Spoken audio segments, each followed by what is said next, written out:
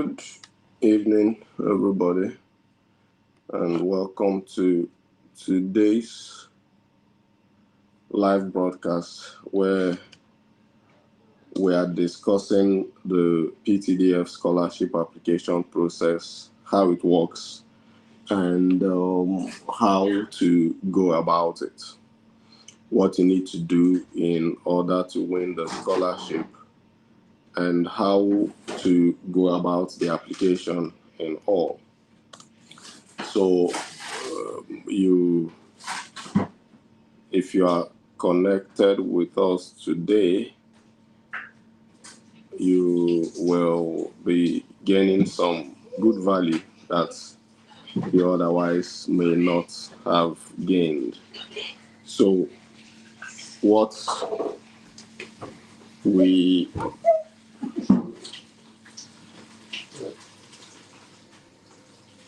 we are trying to achieve today is to ensure that everybody who joins us is able to learn something profitable, right? Something just profitable for you. All right. Now, if you can hear me, yeah. All right. So if you can hear me in any platform, on any of the platforms, please just drop a message in the comment section and we'll be able to follow it from there. If you can hear me on Twitter, drop a message on Twitter. If you can hear me on YouTube, drop a message on YouTube. If you can hear me on Facebook, please drop a message on Facebook.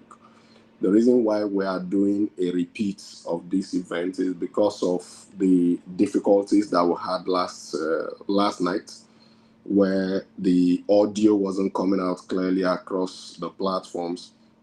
So today we are redoing what we were supposed to do yesterday, more or less, and then we'll be sharing some additional insights on that. So if you're on Twitter and you are not able to hear us, just let me know. But if you can hear us on Twitter, drop me a message in the comments and then we can proceed with what we need to do today. All right.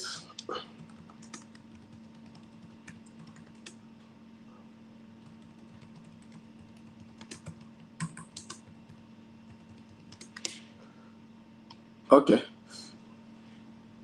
So, first, my name is Augustine Chukwuemeka. I am a PTDF scholar, as some of you may already know. I'm doing a PhD under the PTDF Scholarship, and in the period of my PhD, I've been able to guide people continuously on the PhD, on the PTDF scholarship process, what you need to do, how you need to apply, how you need to go for the interview, how you need to really perform well at the interview in order to win the scholarship. So if you are here and you can see this, please just share the video or share the post to your profile so that other people can see it as well and be able to learn from it. The first edition of this series was run in 2022 with very good feedback. And in that edition, were four of us, myself and 3 master's scholars of the PTDF.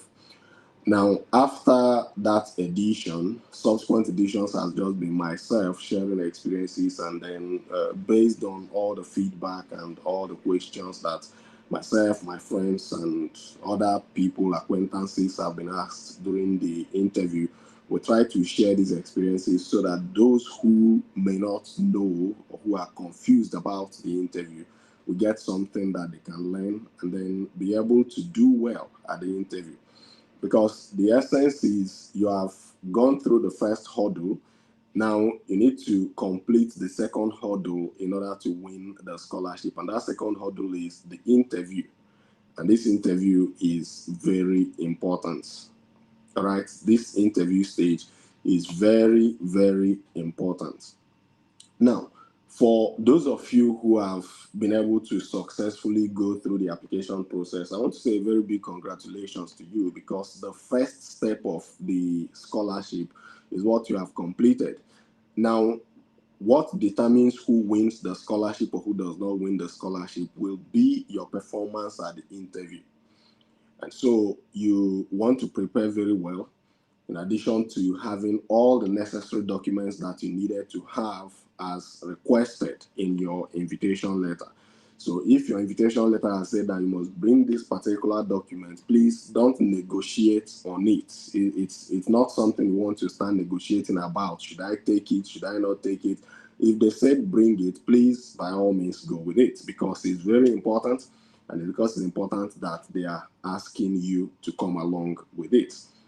Now, when you get to the interview, the first question is always around, what can I expect at the interview? If you get to the interview, typically at the PTDF interview, you typically would go through this particular process that I'm going to outline now. So the interview, in your invitation, would have been told the center at which your interview will be taking place. And so when you get to that center, you'll be made to fill out like a form, a registration form, to show that you have gotten to the place or you are in attendance, more or less like an attendance register. And then you have to sit and wait. Ideally, there are like a number of rooms where the interview will be going on concurrently. One room for people in engineering, another room for maybe people in computing, another room for people maybe like in environmental sciences. They have these categories, and they will assign you to the room that is relevant to your own study. Right? If you are on Twitter and you can hear me, just drop a message in the comment section. I want to know that, I want to be sure that we all can hear me, so that we are not in the same situation that we were yesterday. If you can hear me on Twitter, please drop a message in the comment section, and do us good, just repost this discussion. If you're on Facebook as well, please just repost this conversation. We need to have more people reached. We want to be able to help as many people as possible. Now, you go through that, and then they call you into the interview room. When you get to the interview room, that's when your turn comes and you are called into the interview room. You are going to see roughly 4 people. And this will be the composition. There will be 2 people who are there to interview you. There will be somebody from PTDF who will be there to coordinate the process. And then there could possibly be an event organizer, an interview organizer, more or less like a secretary, who does the job of coming out to call in people and then to see people out when they are done and all that kind of stuff. So you would expect to see that number. And because you expect to see that number, you need to prepare as though you are going to face a panel. It's not something you need to be afraid of, because you must have done like your project defense, and I believe your project defense was also before a panel. So that kind of experience.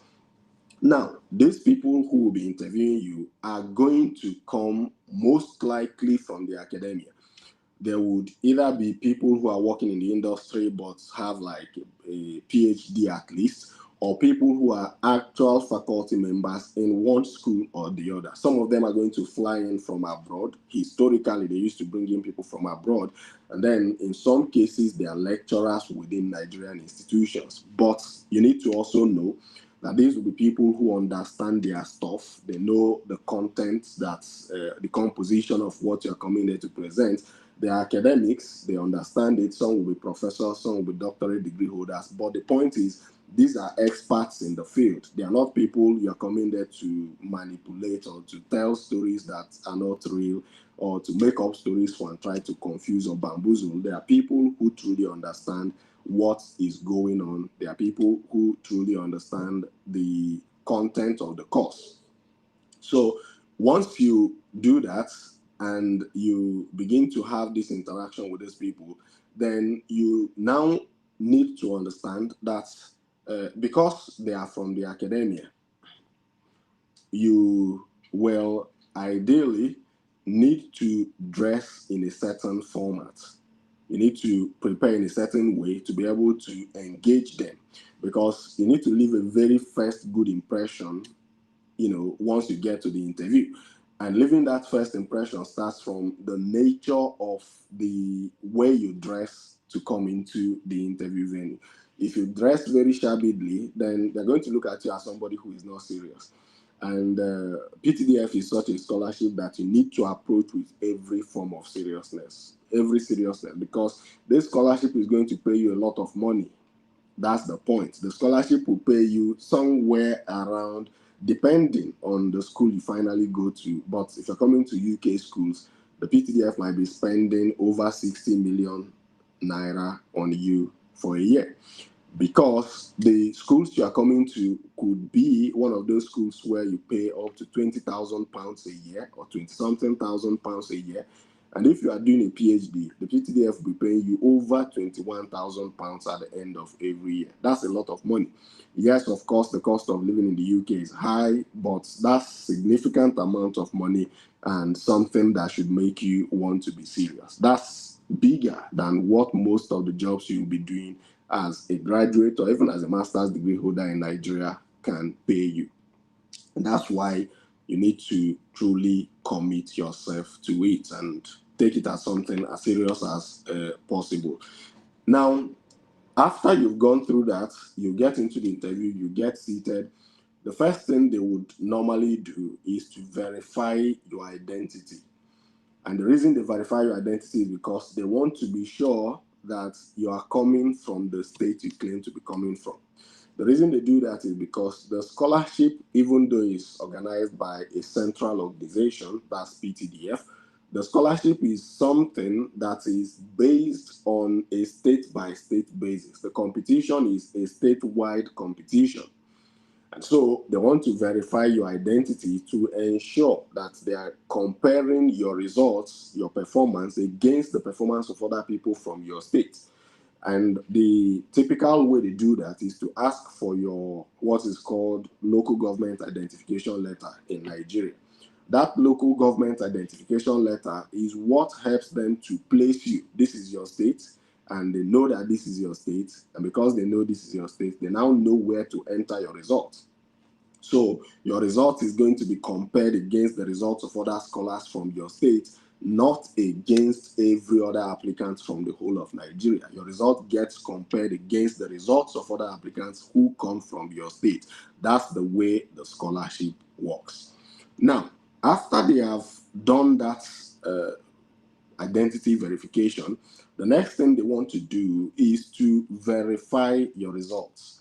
Because you remember that when you were applying, you had to submit your bachelor's degree results, you had to submit your master's degree results, you had to, that's if you're applying for a PhD, of course, you had to also submit maybe your O-level results, not even maybe compulsorily, your O-level results and all that.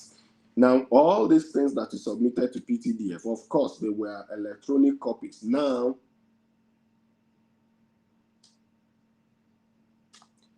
someone is saying my voice is too low on Facebook.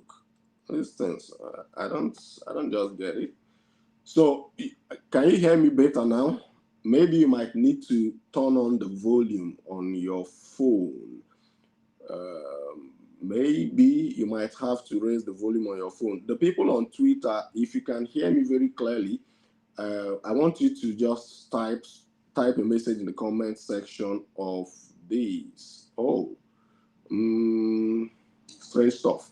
Okay, so this was set up in Restream, and it looks like most of you cannot write comments. Now, what you will do for me on Twitter is, let me see if, okay. Yeah. So I think the chat is open now on Twitter. Can somebody try to write a comment there? I want to see if the problem is the same across board or it's just in one of the platforms. Can you do that?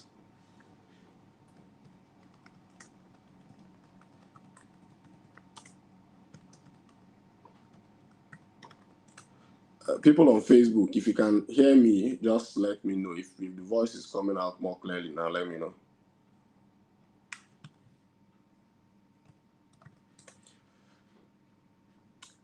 And YouTube as well, just let me know. Can you hear me clearly? If it's not coming out clearly, let me know. Okay, so the people on YouTube said it's loud. People on Facebook, I think it should even be loud on Facebook because the microphone on Facebook is a dedicated microphone. So I expect that it should be much louder there on Facebook. All right, so we'll just continue and wait for Facebook to confirm that the voice is coming out clearly. Raise my phone volume, that's why I can hear you clearly. Okay. It's actually low, but I used earpiece. Interesting. Is it like what's going on? Okay, probably the microphone I think is not connected properly. But I'm going to try as much as possible to raise my voice, but I can't shout so much. There's a limit to which I can shout because my voice will crack up, and I don't want that. But try the much you can to hear me. If you can't hear me clearly, go to YouTube because YouTube is much better. Or go to Twitter. That one is also good enough. All right. So when you get, after they've done all this verification, they are going to verify your documents. They're going to look at your results and they are going to look at your memberships of professional bodies. They're going to look at your publications. They're going to look at everything that you brought there. Now, you need to get this clear. As they look at these documents, they are going to award marks to the documents. Your O-level results will have some marks assigned to it based on relevant subjects to your course. So if you're going for engineering, you expect them to give some marks to your maths, to your physics, to your chemistry, to maybe your further maths, to your biology, English, those kind of things. They're going to give grades to 5 of your most relevant courses or subjects. Then they come to your bachelor's degree. For your bachelor's degree, or let's still talk something about the O-level. The O-level could be WAEC, it could be NECO, because I've got people who are asking me questions about whether they can use their NECO. NECO is acceptable for PTDF Scholarship, and that's also how WAEC is acceptable. So if you're going with NECO, that's acceptable. If you're going with WAEC, that's also acceptable. Either of the two, you are just good enough and you are in perfect state.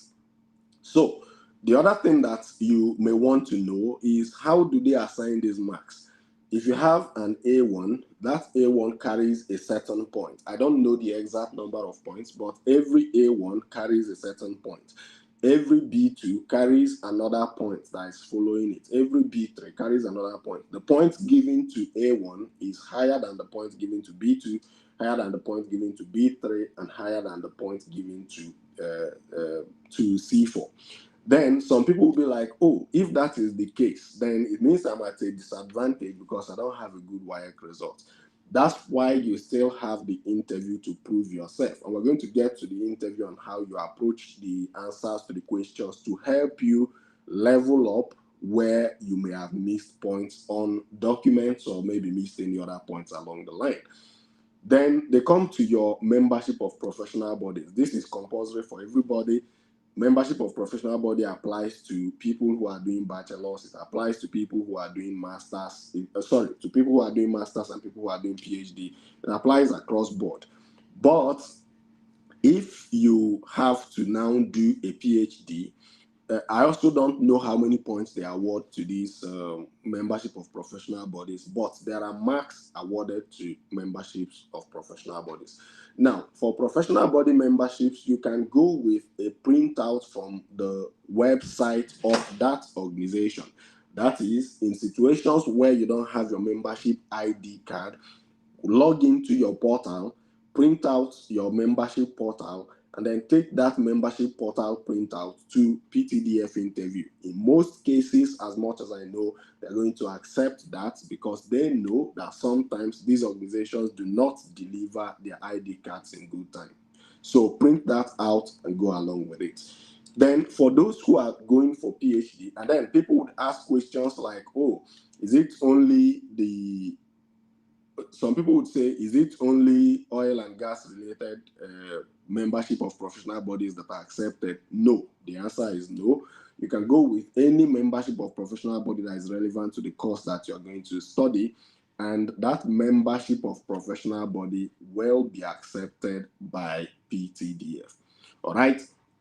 Now, at the end of all of this that you have gone through, for those who are doing PhD, there's another layer of verification that they want to do. There's something else they want to check. They want to check your publications. So if you have had publications in the past, whether you were the first author in that paper, the second author in that paper, the third author in that paper, please pack all those publications and go to the PTDF interview. Actually, print all of them out when going for the PTDF scholarship interview.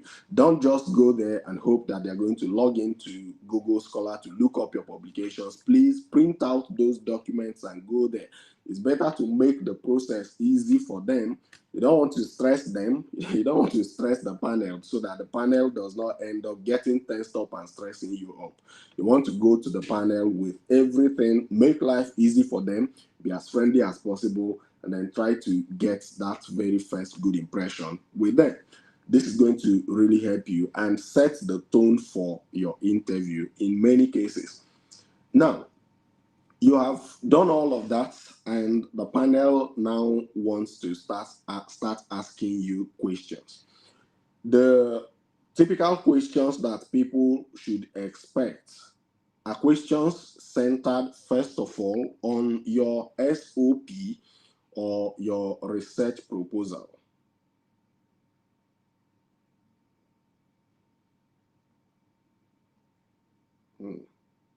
So there will be questions centered around your SOP or your research proposal, depending on which one you have applied for.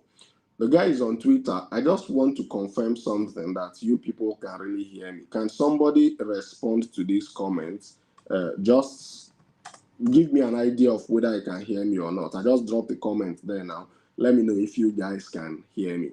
So you go there, and what you do is to prepare for questions that are going to come at you. The questions do not have a specific sequence that they follow. So you really can't say that they're going to ask you, tell us about yourself first. You really can't say that they're going to ask you to introduce yourself first. They may or may not ask you to introduce yourself. But if they do ask you to introduce yourself, please don't make the mistake of saying, my name is Johnson. I'm from Nkano West in Enugu State. And then you stop there. That's not a proper introduction of yourself for the purposes of the PTDF scholarship interview. That's not good enough. Because if I am in that shoe, I don't even want to waste my time talking about my name, my state, my local government, because those had already been verified at the very start of the interview. They would have verified my name, verified my local government of origin, and even that automatically verifies the state I'm coming from. So if I'm asked to tell them, introduce myself to them, I want to go by this approach. This is what I do, or what I would do, even if I was going for an interview, like a job interview. First of all, you want to mention who you are at the moment. Then you want to mention what you have done in the past, and then connect that with what you are planning to do. And because this is PTDF scholarship you are applying for, you want to connect that thing you want to do to its relevance to Nigeria's economy or relevance to the oil and gas industry. All right. So if I am in your shoes, I don't know which course you studied, but we could give some typical example. If you find this difficult, you go through. I wrote a post about this on LinkedIn today. I wrote a post about it on Facebook, and I wrote a post about it on Twitter.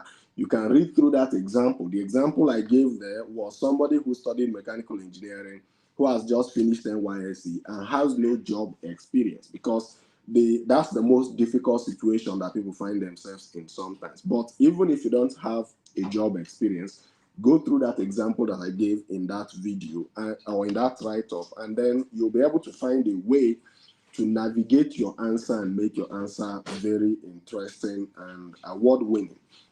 So if you use that format, you will very likely get the right audience and the right feel from the people. If you are following this tutorial, just let me know where you are joining us from in the comment section. Where are you listening from today. We want to know where you are following us from on this day. Just let us know in the comment section.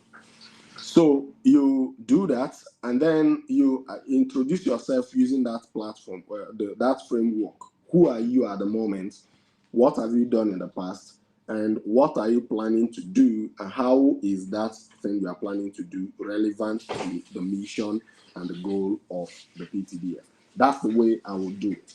So if you have if you have had some work experience in the past, you follow the format still, because you'll be telling them that this is what you did before, and maybe it was in the process of doing that thing that you did before that you actually got the motivation to pursue this particular course that you're interested in pursuing now. Then always remember to link back to how your course will be relevant to Nigeria's economy or to oil and gas industry, or how it aligns to the PTDF goals. Those three things that I mentioned now should always be at the back of your mind whenever you're answering any question at the interview. If you're one of the people who followed my tutorial in the process of the application, you will remember that I laid emphasis on this particular thing, right? The interview process should let you always think around what is relevant to the oil and gas industry, how does it align with the PTDF goals, and how does this affect Nigeria's economy and improve Nigeria's economy. If you always think in that framework, you'll be able to answer every question to the satisfaction of the people who will be interviewing you for the PTDF. Remember, as I always say, dress well, because the way you dress is the way you will be addressed. If you have not had a haircut in a long time, please go get yourself a haircut. Look clean, look presentable. Most importantly, because the people you are going to talk to are people from the academia, and you know how the academic people think. You know how academic people feel. You know how they respond to things. They are not your regular tech CEOs that would allow you come to work in jeans and a very small t-shirts, that would let you come to work with dada and all that. Please look as corporate as possible. And this is not to say that the interview is more important than your work. But if you want the success at the interview, you don't want to piss anybody off. You don't want to cause problems for yourself. You want to go there in the best possible form that you can present yourself. If you are watching us and you've not liked this live session, you've not shared this live session, you've not commented on this live session, identify yourself in the comment section. Just raise up your hand so that we know you. Now, if that's it on the introduction, we can give real examples. If we have people who give us a little bit of information about their profile, then we can go into more examples of how you can approach this. Now, when you do your introduction following this format, you open three possible areas of questions. They're going to either ask you a question about your past experience, or they're going to ask you a question about your present, about the study you are going to do, or they are going to ask you a question to test your understanding of the PTDF, right? So if the idea of going through that process of introduction is because you want to also control the direction of the interview. So if I was in the interview room and you give me that kind of background, say, let's just run through it. So somebody is a mechanical engineer. He says, well, I just finished my national youth service. Prior to this time, I was a mechanical engineering student, or prior to this time, I completed my mechanical engineering with a first class. And in the course of my NYSC, I attended a particular technical event that opened my understanding, or that gave me insight into this specific challenge in the industry and how it's causing the industry to lose some revenue in Nigeria. And this is the reason why, or the motivation behind my intention to study this particular course at a master's degree level, in order to be able to come back to Nigeria to solve this problem, or in order to apply the knowledge of to apply the knowledge from this master's degree to solving this particular problem. Now, you look at that expression. I'm not saying you should memorize this. What I'm saying is think in that framework when you are introducing yourself.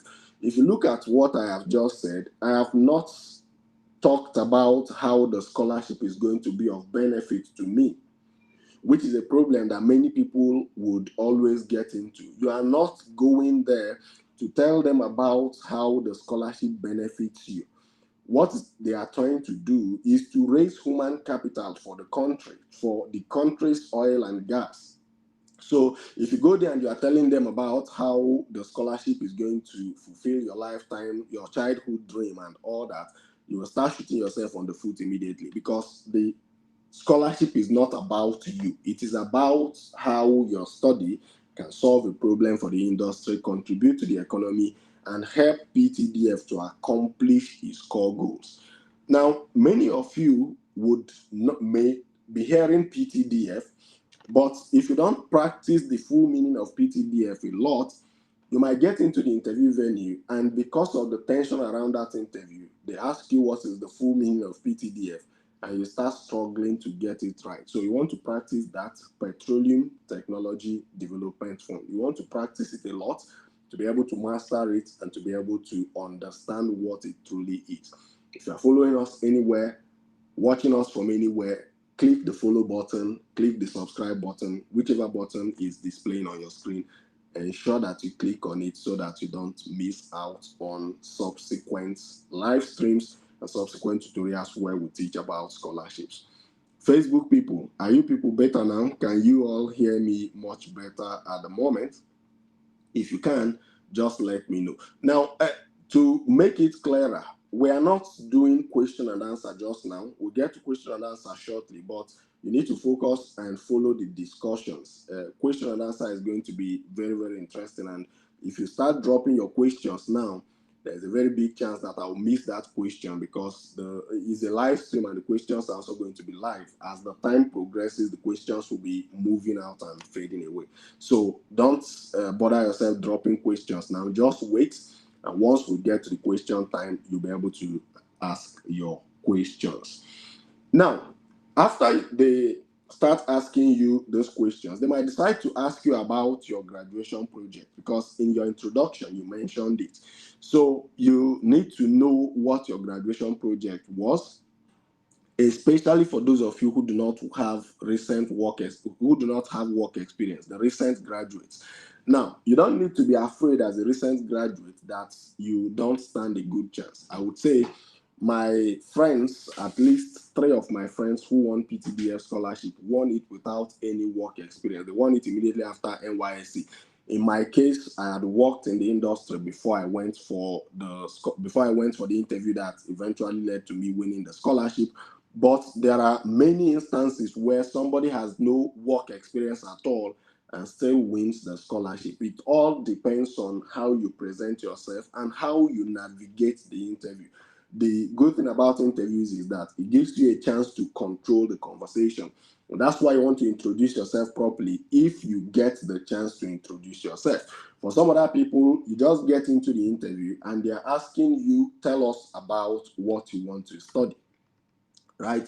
Now, even if they tell you to tell them about what you want to study, you still have the opportunity to ensure that you make that thing you want to study relevant to the oil and gas industry. So when they tell you to tell them about what you want to study, they are asking you basically to talk to them about your SOP or about your research proposal. Now, remember, like I always say, there are 3 frameworks around which you should always think. Or let's start from this one. There are 3 areas from which your questions can come. The first questions, or the first set of questions, will be from your SOP. When I say first, I don't mean like chronological order. It's just like they can start from any of the 3. The second part of the questions could be your general understanding of the PTDF's mission, The third group of the questions will be to assess your understanding of the relevance of what you want to study to the industry, to the oil and gas industry in Nigeria, or to Nigeria's economy.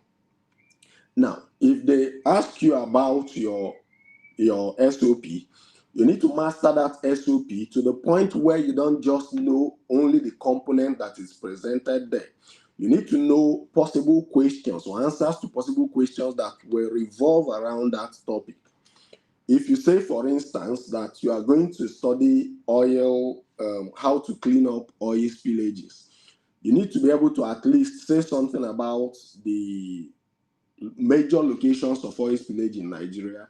You need to be able to say something about the implications of those oil spillages in Nigeria. You need to also be able to say something about the other alternatives, like a number of alternative ways that you can use to clean up oil spillages. There are some that you can do thermally.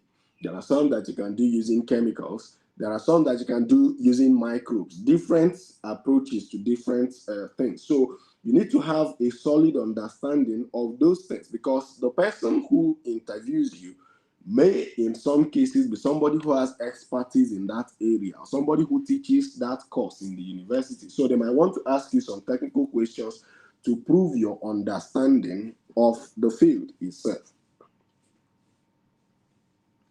All right, to prove your understanding of the subject area. If you are going for the PhD, you need to have a solid understanding of your research proposal, and then a solid understanding of the research method you are going to apply. Research could be done through maybe quantitative research.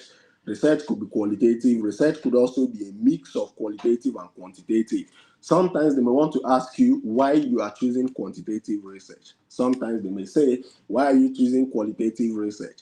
Or tell us the reason behind the methodology you are proposing. Or tell us the class that the methodology you are proposing falls under. Or tell us the gap in knowledge that you are trying to fill, or why you think that this gap is relevant to be filled. Now, if that is the question that comes to you, always remember that you are thinking in the framework of, one, you want to know that the work you are doing has relevance to the oil and gas industry, or the work you are trying to present has a very aligns properly with the PTDF goals, or has significant benefit to Nigeria's economy. So if they say, why are you trying to fill this gap? What are the implications of this study that you are doing now? You can define the implications or the usefulness of the study in any of those three directions, or in a combination of those three directions.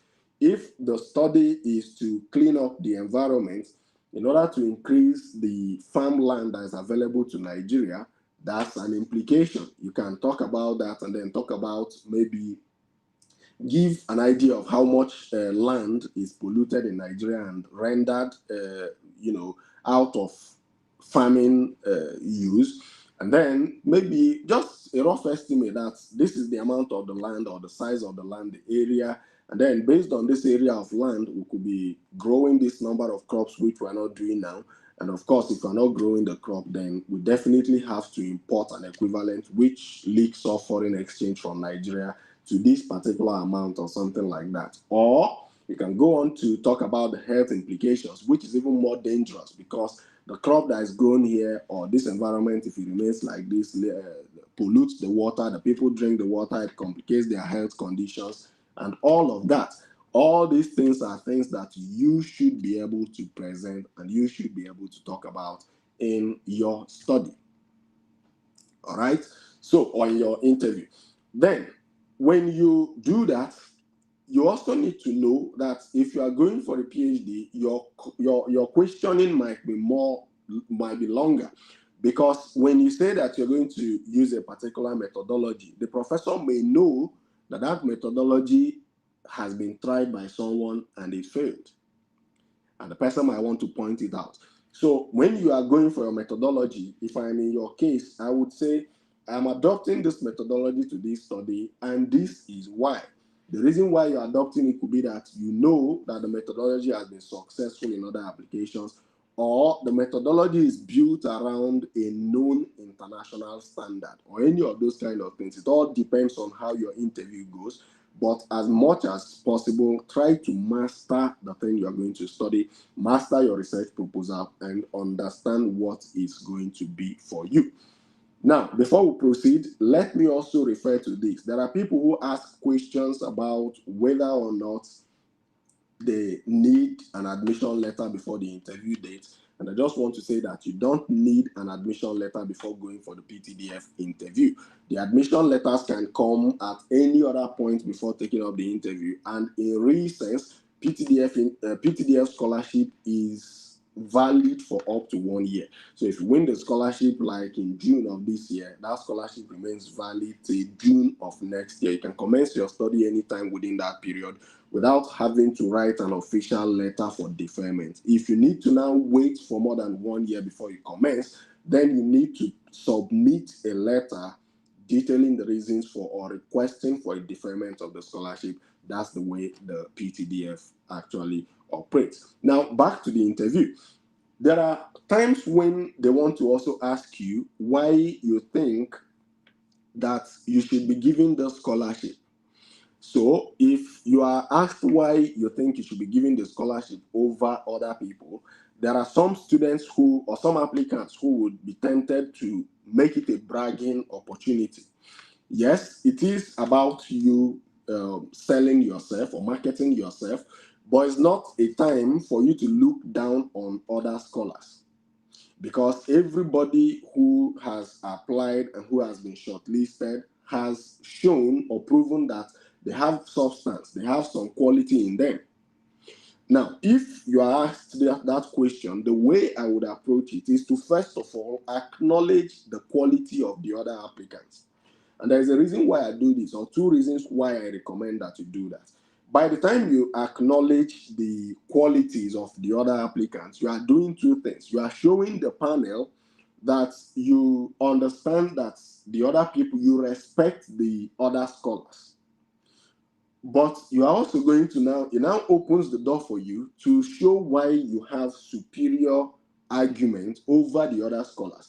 It sets the stage for comparison. So you are saying, well, I acknowledge that everybody who has come this far in this scholarship application process has good quality or is a top scholar from their individual states, but I feel like, but I have this quality, I have the other quality, I've done this, I've accomplished this. I think my study is going to solve this problem. And that problem that your study is going to solve is now, in this case, that you really have to quantify it. So in my case, for instance, I would say something like, well, I trust that every other person, I acknowledge that every other person who has applied and gotten to this point is a top scholar in their various fields. However, I am proposing to study something that deals with, well, a subject area that deals with well abandonment. And this is a major challenge in the industry, costing somewhere around 20 to 30% of total field development costs.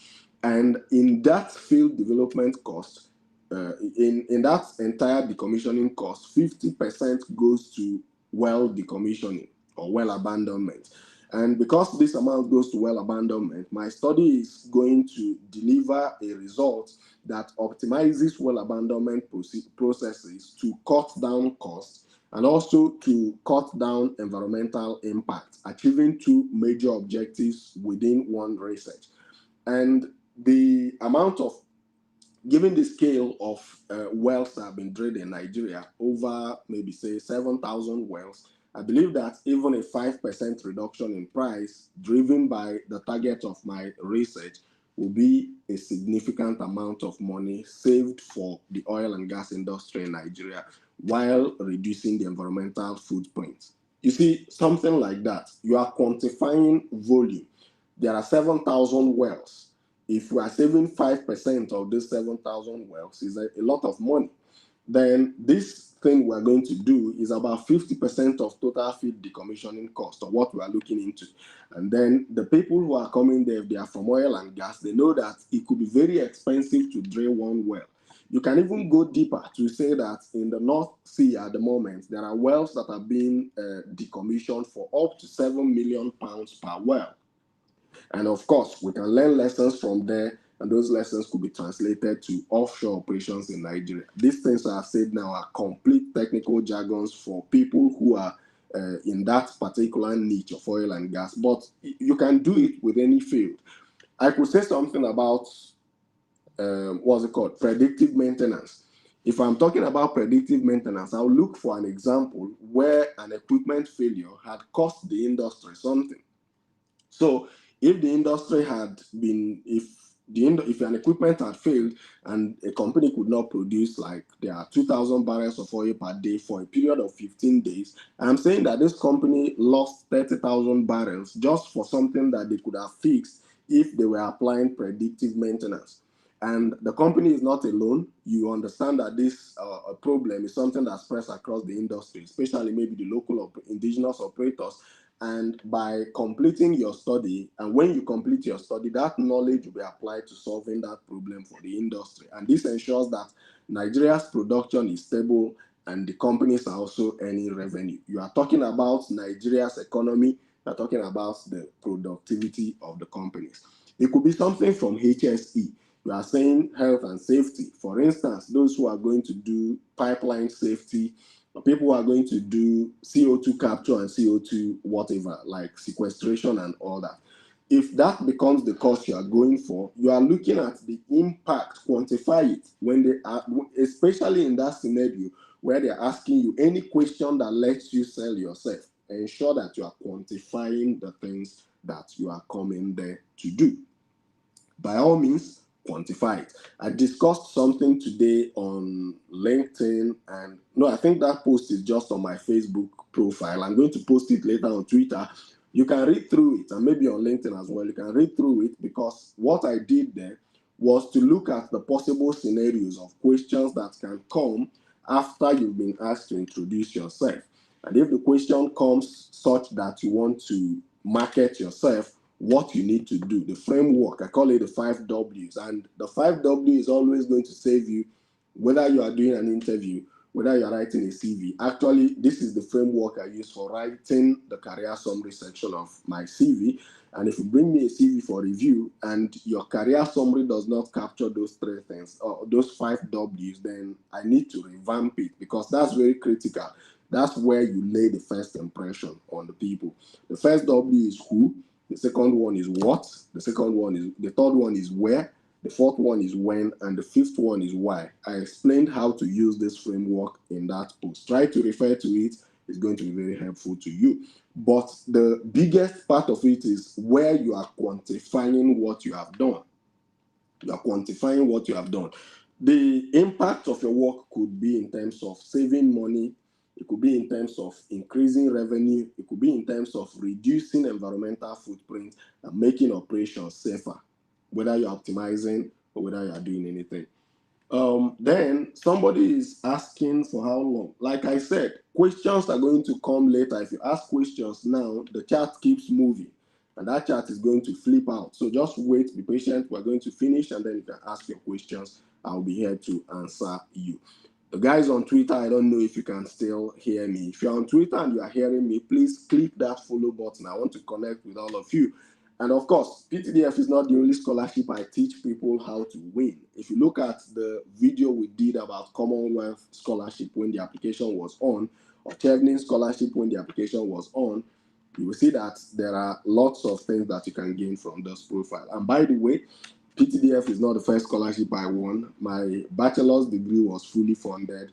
My master's degree was fully funded. My PhD is what PTDF funded. And in fact, even the last year of my secondary school was funded under a scholarship. So it's been a journey of a very long time. And what makes it even more interesting is that I have very close friends who have also won multiple scholarships. And because of that, I have a deep experience when it comes to scholarship. Sometimes I bring my friends and they also share their experiences on this platform. Beyond that, I have what I would call a solid mastery of professional networking, which I think a lack of mastery of it is why many young graduates in Nigeria struggle with jobs.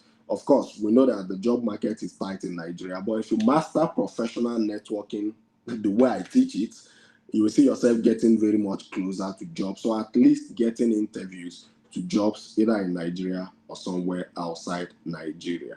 These are the reasons why you should follow us, and these are the reasons why you should subscribe to the channel. Academy of Scholarships and Transitions is what we answer on YouTube, on Facebook, and then on Twitter you see me as my name, Augustine Chukwuemeka. On LinkedIn you will also see me as my name, Augustine Chukwuemeka. I want to connect with you because I want to be your guide to winning the scholarship. By the way, as a way of giving you reassurance, at least 7 people won this PTDF scholarship last year through our tutorials. And last year is not the first time we started doing it. There was this guy who had applied for PTDF for like 4 times. I think on the 3rd attempt, he checked our channel. On the 4th attempt, he won the scholarship. That is how much impact we've made on people's lives without charging money. So let's keep going.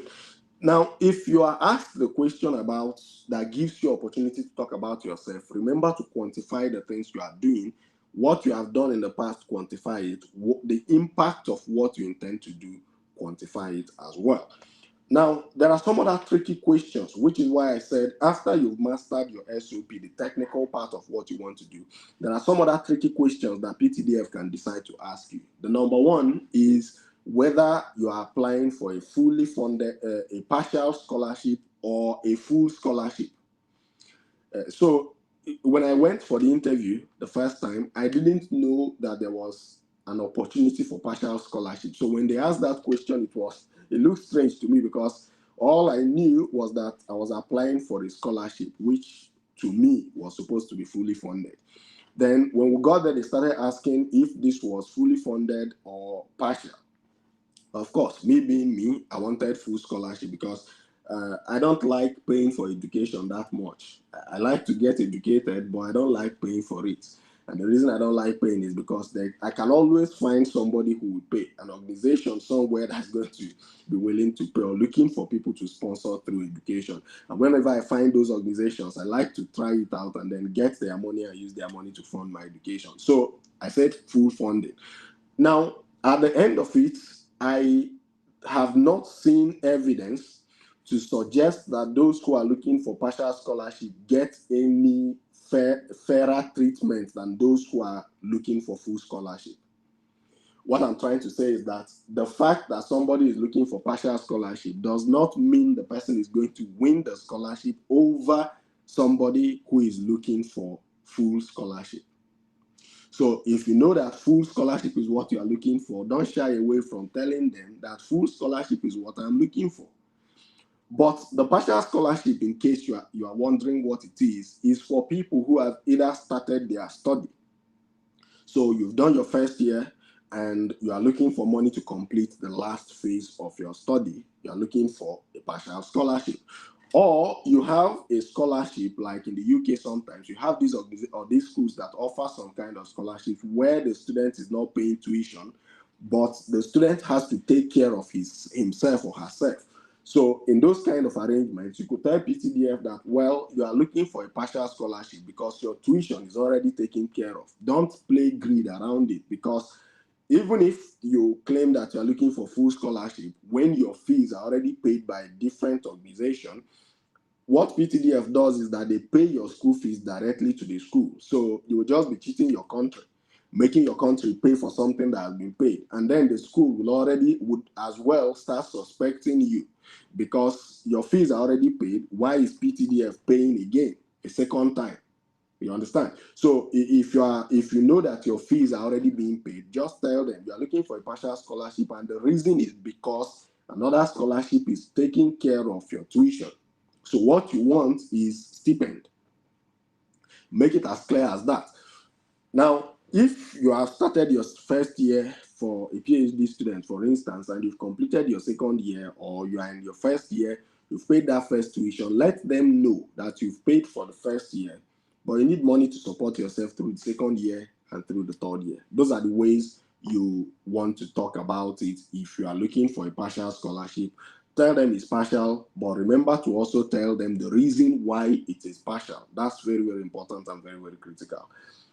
Now, if you go through that, the next possible tricky question is, why do you think this study cannot be conducted in Nigeria?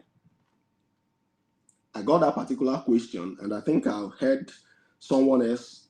No, the question can also come in different formats. It could be in the form of, why do you think this study should be done in the UK? Or why do you think this study should be in this particular city that you have chosen? Why have you chosen this particular institution? So you need to now provide reasons why you think that your study cannot be done in Nigeria. even though PTDF already knows that the scholarship you have applied for is OSS, that's Overseas Scholarship Scheme. But they might still ask you the question because they want to test you to your limits. They want you to be able to prove that you really merit the scholarship and they are not giving out a scholarship that will be wasted in the end. If you are still with us, please let me know where you are joining this live stream from. Which state are you joining us from? Or which country are you joining us from? Because I know that there are people from the UK who will be joining the stream today. There are people from other parts of the world who are also joining the stream. If you are joining us from the UK, just comment UK in the comment section. If you are joining us from Nigeria, let us know the state you are joining from in particular. This is Academy of Scholarships and Transitions, and I believe you can hear me very clearly up till this point. If the voice has dropped at any point, let me know in the comment section so that we'll fix it without going too far away. Now, if you are asked that question, don't fall for the trap of going to talk bad about Nigerian educational system. Do not fall for the trap of talking bad about Nigeria's education, because you are two things. One is the people who are interviewing you are PTD, are lecturers in Nigeria, most likely. They could be lecturers in Nigeria, they could be lecturers in other countries, but typically they are Nigerians, maybe who are lecturing in Nigeria at the moment or lecturing somewhere else in another country at the moment, but they're going to be lecturers. So if you go on there and start talking bad about the institution in which they work, say for instance, your interviewer is working somewhere in University of Nigeria, Nsukka or Unibadan, and you go on there to start talking bad about Nigerian education, then what you are doing is pitching yourself against your interviewer, trying to tell your interviewer that he's not doing his job well. Because if he's a lecturer in the system or a professor in the system, and you are saying that the system is collapsed and bad, you are challenging the person indirectly to say that, come man, you're not doing your work well. The system in which you are working is not working, and you guys have not been able to make it work, or you people have not been able to make it work. Then you will now be called to defend that. And if, for instance, unfortunately, the person gets annoyed or offended with you, then you realize that interviews can sometimes also have a lot of emotional factors that determine the success or lack of success in a particular interview. Then the second reason why you don't want to do that is because the essence of the scholarship or the essence of that question is for you to demonstrate that you have really studied the work you are going to do, and you really understand the implications of going out to study. You really, you acknowledge the facts, the weight of what PTDF is committing to in sending you out. And so if you go the downline of trying to talk bad about Nigeria's education, you will not be proving the point. You will not be proving that you really understand the weight and the significance of the scholarship, because if you understand the significance of the scholarship, that is what you should be talking more about. So they say, well, why can't this study be done in Nigeria? There are a number of ways you can approach this. Is almost the same question as, why do you want to study this course in maybe Imperial College, or maybe in TUDE, or in, which was the school, in IFP, or in any of the schools anywhere across the scholarship partner institutions. Now, how do you answer this question? You need to think about what is in that place that is probably not in Nigeria. For instance, when I was asked this question in my time, I was proposing to work on something that had to do with nanotechnology. And for those of you who come from an oil and gas background, you know drilling fluids or drilling mud, as some people prefer to call it. And you may know that when you do high temperature wells, or when you drill high temperature wells, you need some of these nanoparticles to be able to condition your mud to survive those high temperature, high pressure conditions. Because in some of those wells, you are operating within a very narrow pressure gradient window. and then you are also operating at a very high temperature, which could easily degrade some of your mud. But some of these nanoparticles kind of helps to stabilize, improve the thermal stability of your mud. Well, let's just stop at that. There are other benefits to it, but let's stay within that scope. Now, because my study was proposing to do something that involved nanotechnology, I had to now go from the angle of, well, to the best of my knowledge. Remember again the word "to the best of my knowledge." I'm not saying it emphatically as if that is the end of story, because the people you are talking to know these things better than you. They are professors or they are doctorate degree holders already. They are working within Nigeria. They know all the labs in Nigeria, or more of the labs in Nigeria than you probably do. So I went like, well, to the best of my knowledge, I don't think that there is any company in Nigeria that makes nanoparticles or any lab in Nigeria that is equipped for nanoparticle studies. Now, before I proceed with this, now note that at that point, the interviewer could interject and ask me about my understanding of nanoparticles, like why do I want to use nanoparticles? That goes back to having a good understanding, technical understanding of what I'm proposing to study. And if the person goes that way to stop me and ask me why nanoparticles, why don't you use other forms of additives, I now need to prove that I understand why nanoparticles are relevant, why they are useful. So it is for me to now explain that nanoparticles are useful because of this, because of that, because of that. They are used in this form, they are used in the other form. This is the advantage they bring to drilling fluid. And because they bring this advantage of stabilizing mud in high temperature conditions, and exploration for oil and gas is moving to deep waters, where this kind of temperature and pressure conditions could be expected. That is why I am choosing it, because it is something that solves a big problem that the industry is going into. Now, I have to also now go back to say, well, I don't think there is any of this in Nigeria, to the best of my knowledge. If the person now comes back to say, well, there is a particular lab, the fact that I used best of my knowledge in the previous sentence now gives me a second leg of argument. Remember, in every interview, what you are trying to do is to direct the flow of the conversation. You are answering a question, and then you are leaving a lead to the next possible question. So the person says, oh, well, I know that there is one nanotechnology lab somewhere in Abuja. Then you say, well, that given the number of universities in Nigeria, you also fear that the one lab may not be able to serve the purpose of your PhD or your study, and you may have delays. And also, in addition to that, you will likely not have the chance of combining your work and an internship, because this will be a limited position and limited availability or access at a particular time. You just find a way to, wriggle yourself out of the conversation in a very good way. Then the other way you can do it, the other way you can answer this kind of question is to think about the advancement of technology in the country you are going to. Now, if you are coming to the United Kingdom, for instance, you know that the UK is very, very, very advanced in oil and gas technology. They've been exploring oil. In fact, it's one of the most mature basins for oil and gas at the moment, with significant decommissioning activities going on. So you could look at the country has been able to develop technology, and beyond technology, they've also been able to develop policies and processes. And you coming to study gives you an opportunity to gain direct access or direct knowledge, build direct relationships with people who work in these industries, so that you are not just coming back with knowledge of the technical component of your course, you are coming back with best practices policy-wise. This applies to even people who are going for computing. You are looking at computing, maybe large language models or something like that. There are countries where these things have advanced to the point where they have policies regulating it.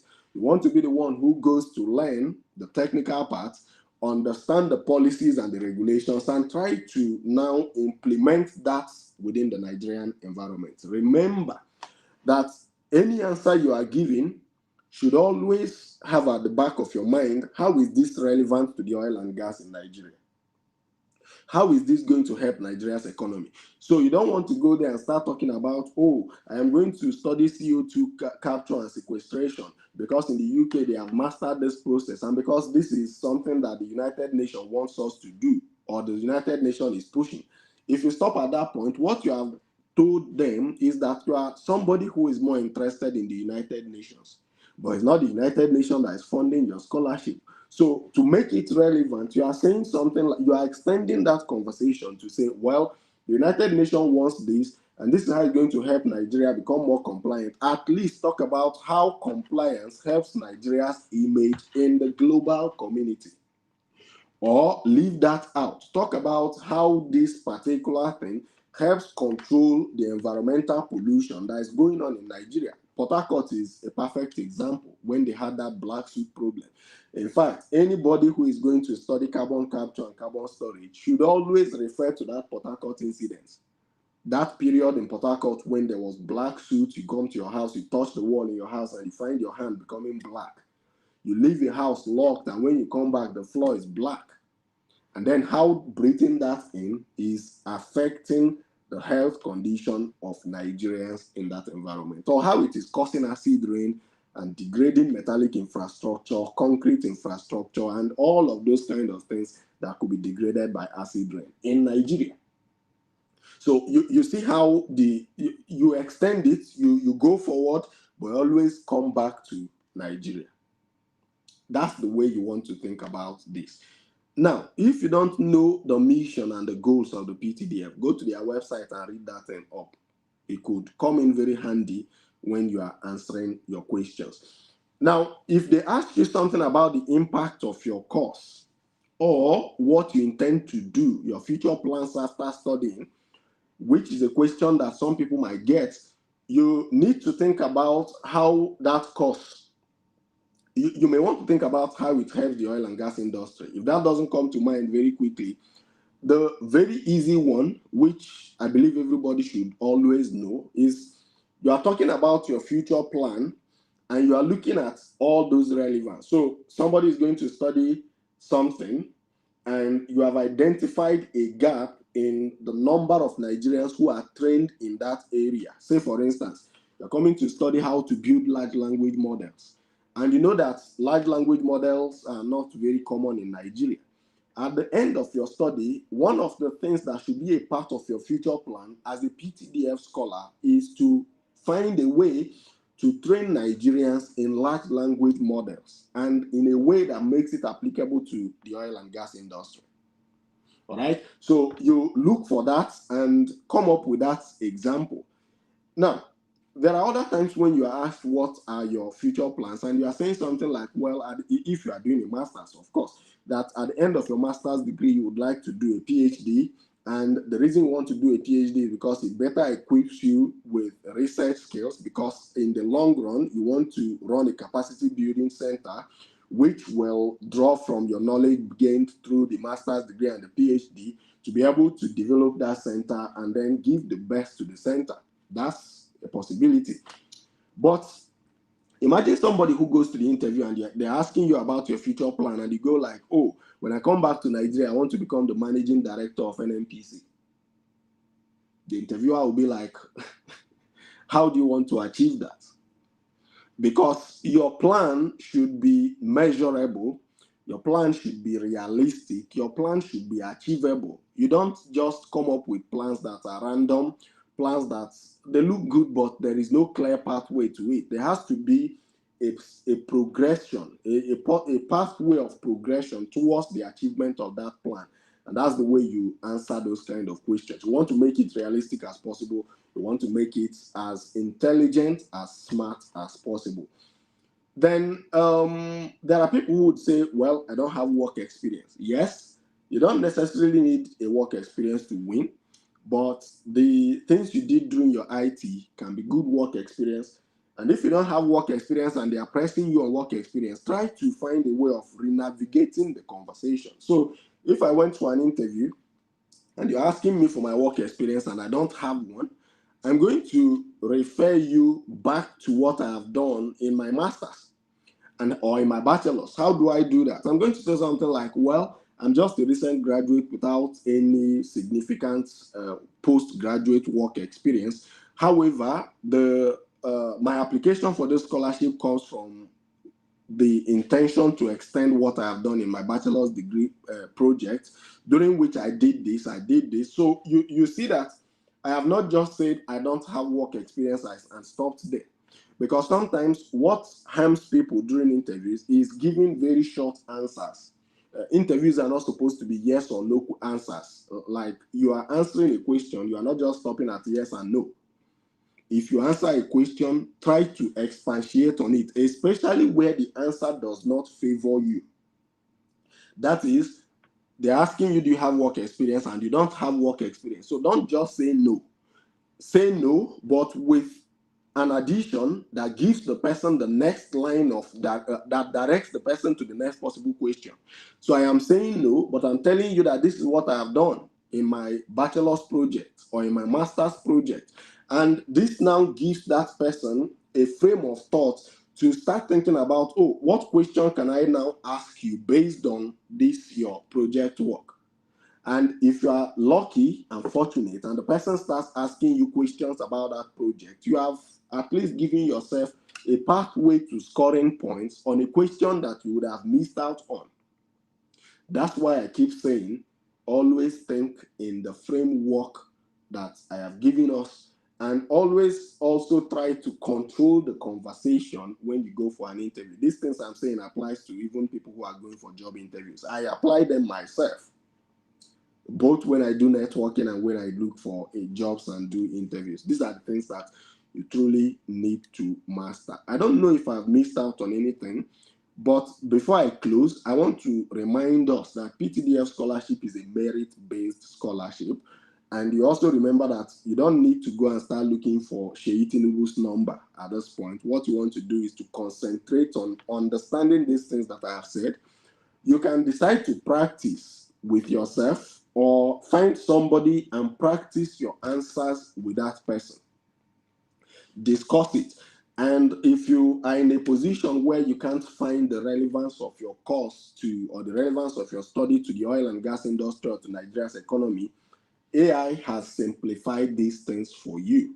Take that, your research proposal or your SOP, upload it to ChatGPT, ask ChatGPT to give you the relevance of this thing to Nigeria's economy with a specific example, either from the Nigerian oil and gas industry or from the oil and gas industry in another country. ChatGPT will give you something, refine it in your own words, and make it more practical to the Nigerian situation and go with it. If you think that your research proposal, you don't have all the details of possible questions, upload it to ChatGPT, ask ChatGPT to act like a professor that you're going for this particular interview, and you expect that professors will be the ones interviewing you, or professors with expertise in this area, that should give you possible questions that they would ask.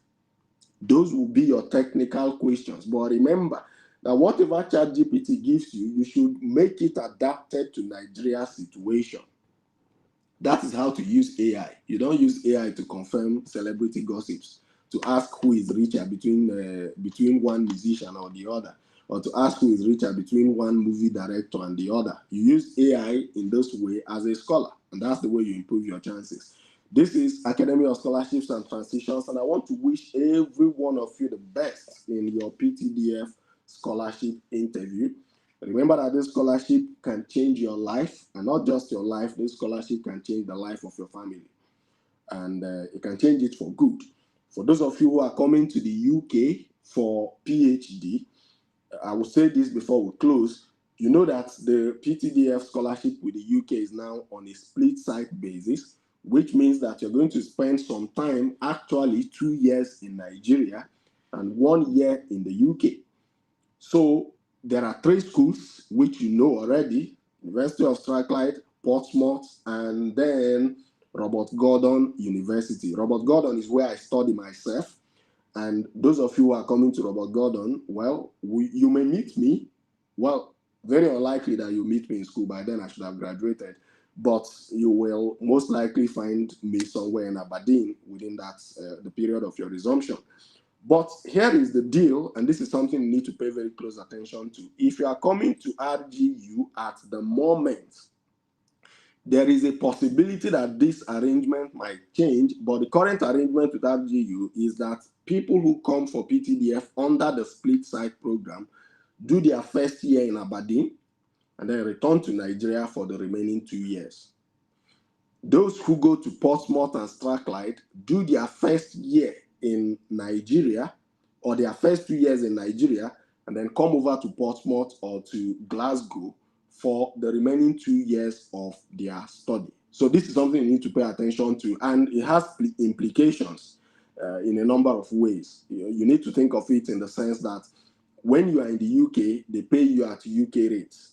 But when you are in Nigeria, they pay you at the home rate at the moment. They might modify them. So don't quote me on this if something changes. But this is the current reality. And what I've just told you now, you may not find on any other platform. This is Academy of Scholarships and Transitions. Now we want to open the floor to questions and answers. If you have any question, you can ask us your questions just now. I can't see how many people are watching on YouTube. I can't see how many people are watching on Facebook at the moment as well. I think Facebook is showing 23 concurrent viewers. Twitter is showing about 50 people, 53 people actually. So I think we might want to take questions from Twitter, but the guys on Twitter seem not to be very active today. They are not asking questions. They are not confirming if they can hear me. But I want you to just confirm that you can hear me if you really can, and then go ahead with your questions. While we do that question and answer something, there is something I want you to help me do if you truly found value in the thing that we've done today. There is a YouTube channel that I want you to subscribe to. And it's not just for you to subscribe to nonsense. I want you to subscribe to a page, a channel that is going to help you with something that is very useful to every young person. And that is a channel that discusses money, discusses budgeting, and discusses everything in between that helps you to manage your money and helps you to control your resources. Of course, by the time you win the scholarship, you realize that the next thing is how to deal with money. And it's very, very important. So that's it there, Hewari's podcast. You go to YouTube now and just subscribe to that while we answer questions. It's in the comment section on YouTube. It's in the comment section on Facebook. On Twitter, I don't think I can post that in the comments, but let me try. Let me just see. Okay, yeah, so it's in the comment section on Facebook, on Twitter, and on YouTube. You just click on it and go there and subscribe while I wait for your questions. I'll be watching the subscriber count, and if we cooperate, then we are going to run another live session on that particular platform that deals with professional networking. For those of you who are coming to the UK, it is actually a very, very important component of your stay or your survival in the UK. Professional networking is how I managed to do a professional job in the UK as a student. I'll tell you the full story on that day when we get there. There are 3 people who are subscribed just now. Please go ahead and subscribe. If all of us can subscribe on that platform, the platform hits 50 subscribers, then we're going to fix a full networking tutorial within a very short time that is going to teach you what you need to start doing as somebody who has potential to travel abroad. I'm going to share my own story, how I managed to work for an oil and gas exploration and production company for up to 13 months as a student in the UK. Typically, this is not something that is easy to come by. Students typically work somewhere in a restaurant, somewhere do security jobs, somewhere, those kind of jobs. But I was able to do that. And the fundamental principle or the foundation behind it was my ability to build professional networks and to manage professional networks, of course, with the grace of God and some other factors that played a role in it. But if you want to learn more about that story, you go subscribe on the platform now. Once you subscribe, comment done. And after we've done that, we head on to the question and answer time. My Twitter people, I don't know if you guys can hear me. Can any of you try to write something in the chat? Twitter or X, can you try to write something on the chat? Respond to the post I'm making on the chat so that I know if you all can hear me. I think the chat is open. Yeah, my chat is open, is not locked. I've seen somebody who wrote a comment there. So please respond in the chat and let's see if you all can hear me. There are 63 of you watching now, right now on Twitter. I want to have at least one of you write a comment as a response. Respond. The guys on Facebook, if you have also done that, if you've subscribed to that channel, just comment done, and then we can start taking questions and responding to answers. I don't know if the guys on Twitter can hear me and you're able to comment. Please just drop a comment. Just one of you drop a comment, and then I know that you all can hear me, and that would be very helpful, because if you can't hear me during the question and answer time, if you can't write comments during the question and answer time, there's no way I'll be able to help you. Someone else has said, yeah, subscribe. Thank you very much to all of you who have done that subscription. I sincerely appreciate that. We have more people who have not just done that now. 31 persons. This is amazing. So we have over 10 people who have subscribed. We still have a huge number of us who have not subscribed at the moment. But let's get started with the question and answer while the rest of us continue to make the subscription. So I don't know. Yesterday we started answering questions on YouTube. So today let's start from another platform. Facebook. Hussein Kouaire. Somebody is asking, please, about membership of professional bodies. Is it only for PhD or even MSc? The right answer is for both. MSc, PhD, you need professional body memberships. Usually, it's only the PhDs that need the publications. But if you have publications as a master's degree student, please, by all means, go with it. Somebody else is asking, Dan Ladi is asking, must I mention my research topic when introducing myself? It depends on how you want to introduce yourself, but I would do that if I am in your shoes. The reason I want to do that is because I want to control the next narrative. That's the way I would typically do that. I would mention that research topic because I want to control the next narrative. That if I have prepared very well, of course, around my research proposal, I'm going to mention it so that it controls the next direction of the talk. The people will be most likely tempted to ask me questions based on that topic because I have kind of lured them into it. That's why I would want to do this. So I am this person, I was doing this, and this is what I'm going to do, and this is how I believe it is going to be useful to Nigeria's economy. There is a post I wrote about this on Facebook. Try to read I think there are 2 posts that I wrote about PTDF interview questions today on Facebook. Read those 2 questions, they will be really helpful. The next question is not a question, it's somebody who is saying done. That's James Martins. I think that was a reference to subscribing to the Hewaris podcast.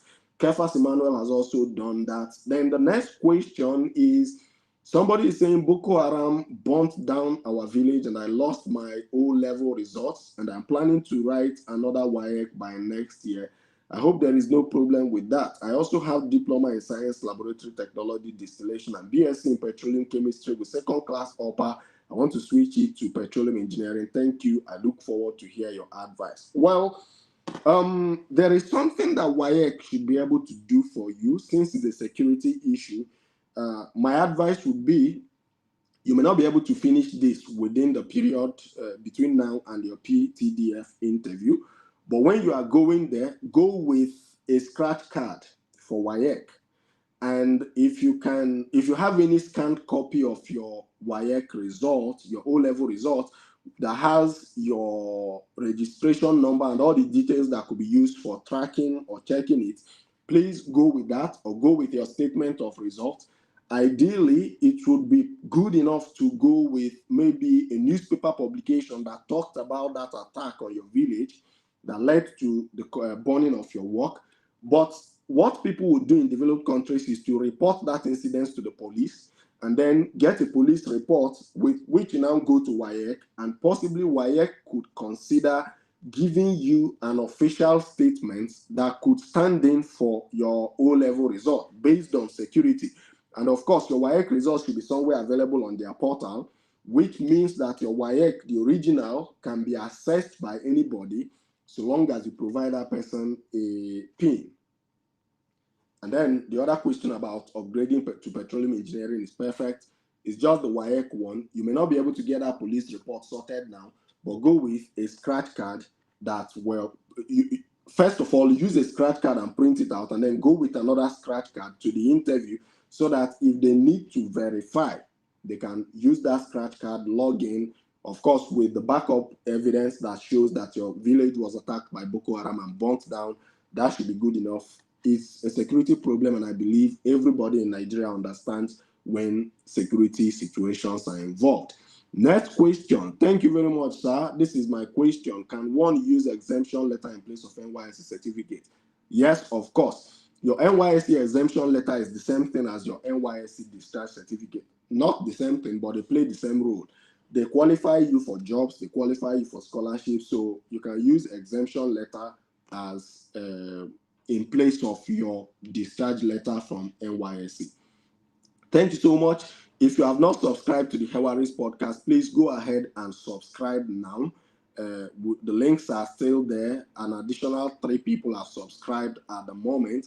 If you're on Twitter, 69 people watching on Twitter. The link that I have just posted in the comment section of the live stream is somewhere you can go to and click the subscribe button. That will just make you subscribe to the Hewaris podcast. It's not going to take you out of this live stream, and we continue to stay engaged in the live stream and continue to answer the questions of our people. So on Facebook, that's the link just dropping again right now. On YouTube, I'm also going to drop the link again to make it easily accessible to the people.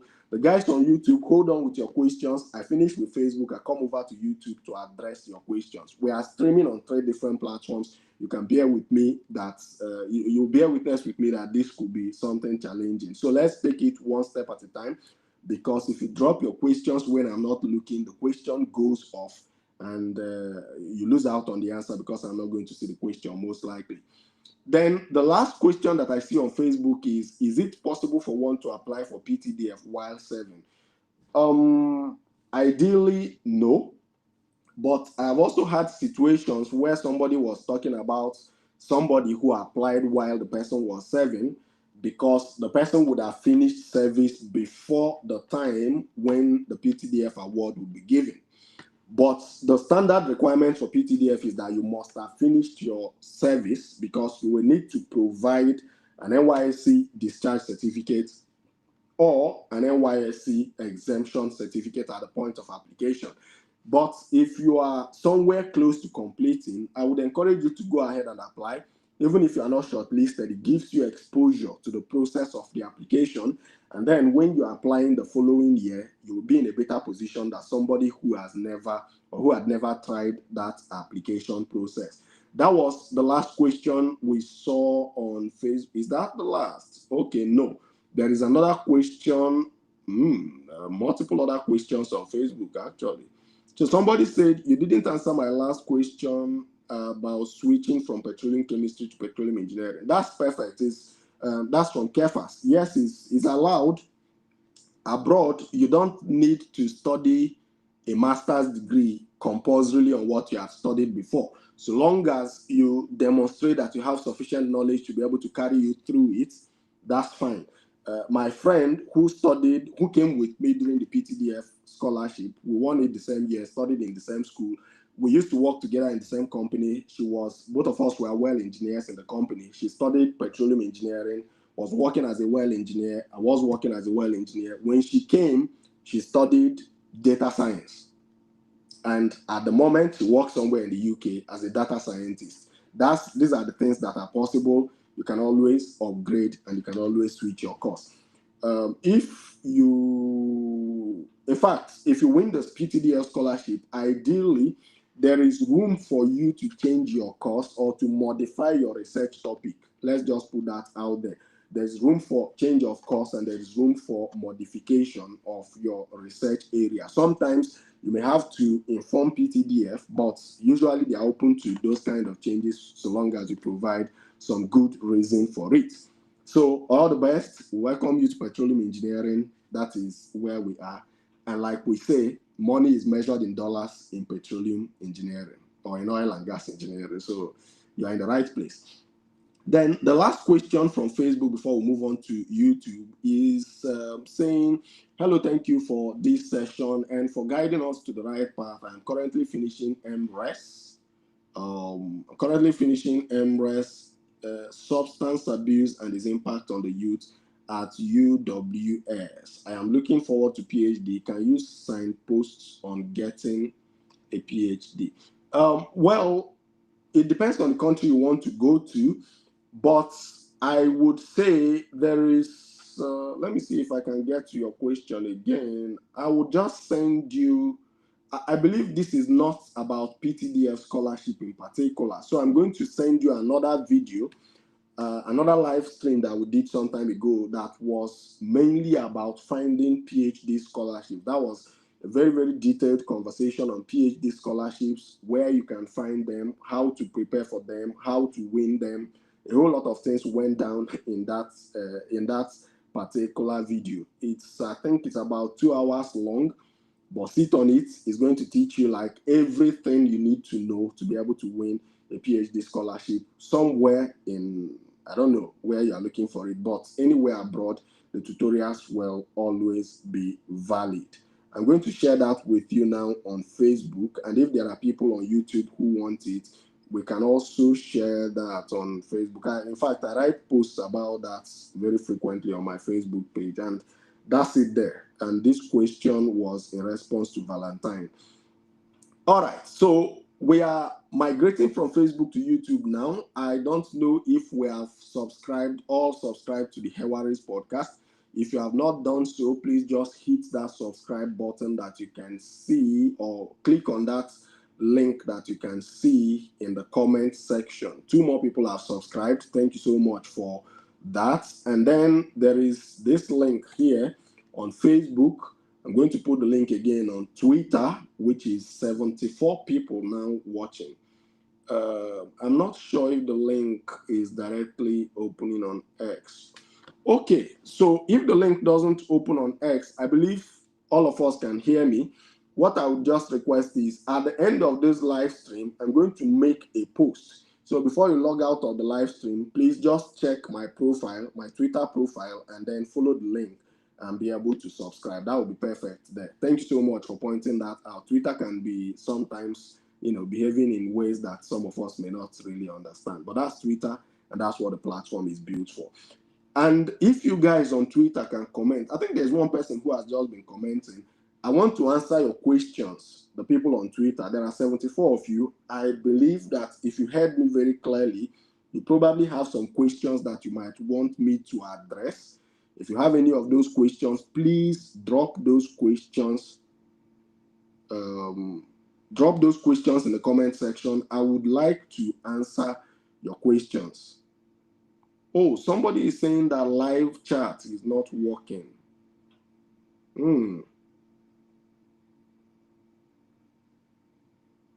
Okay, so if live chat is not working on Twitter, this is what you will do. I don't know if it's going to let you go to my most recent Twitter post, the post where I announced this event. You can go there and drop your questions, and then I'll follow up the questions from that post so that you don't miss out and you don't have to carry your questions back with you. Somebody is asking a question there, but we'll come back to Twitter. Let's just have a look at YouTube at the moment and see what the guys on YouTube are up to. So YouTube people, if you have subscribed to the link that I just posted, you are free to drop your questions. If you have not subscribed, if you ask this question, I will answer you shall, but you self try subscribe, all right? So somebody is asking, please, I clearly did not understand what you meant by the split stuff you spoke about UK applicants. Does it mean that you get to study for some time in Nigeria and then the rest of the time in UK?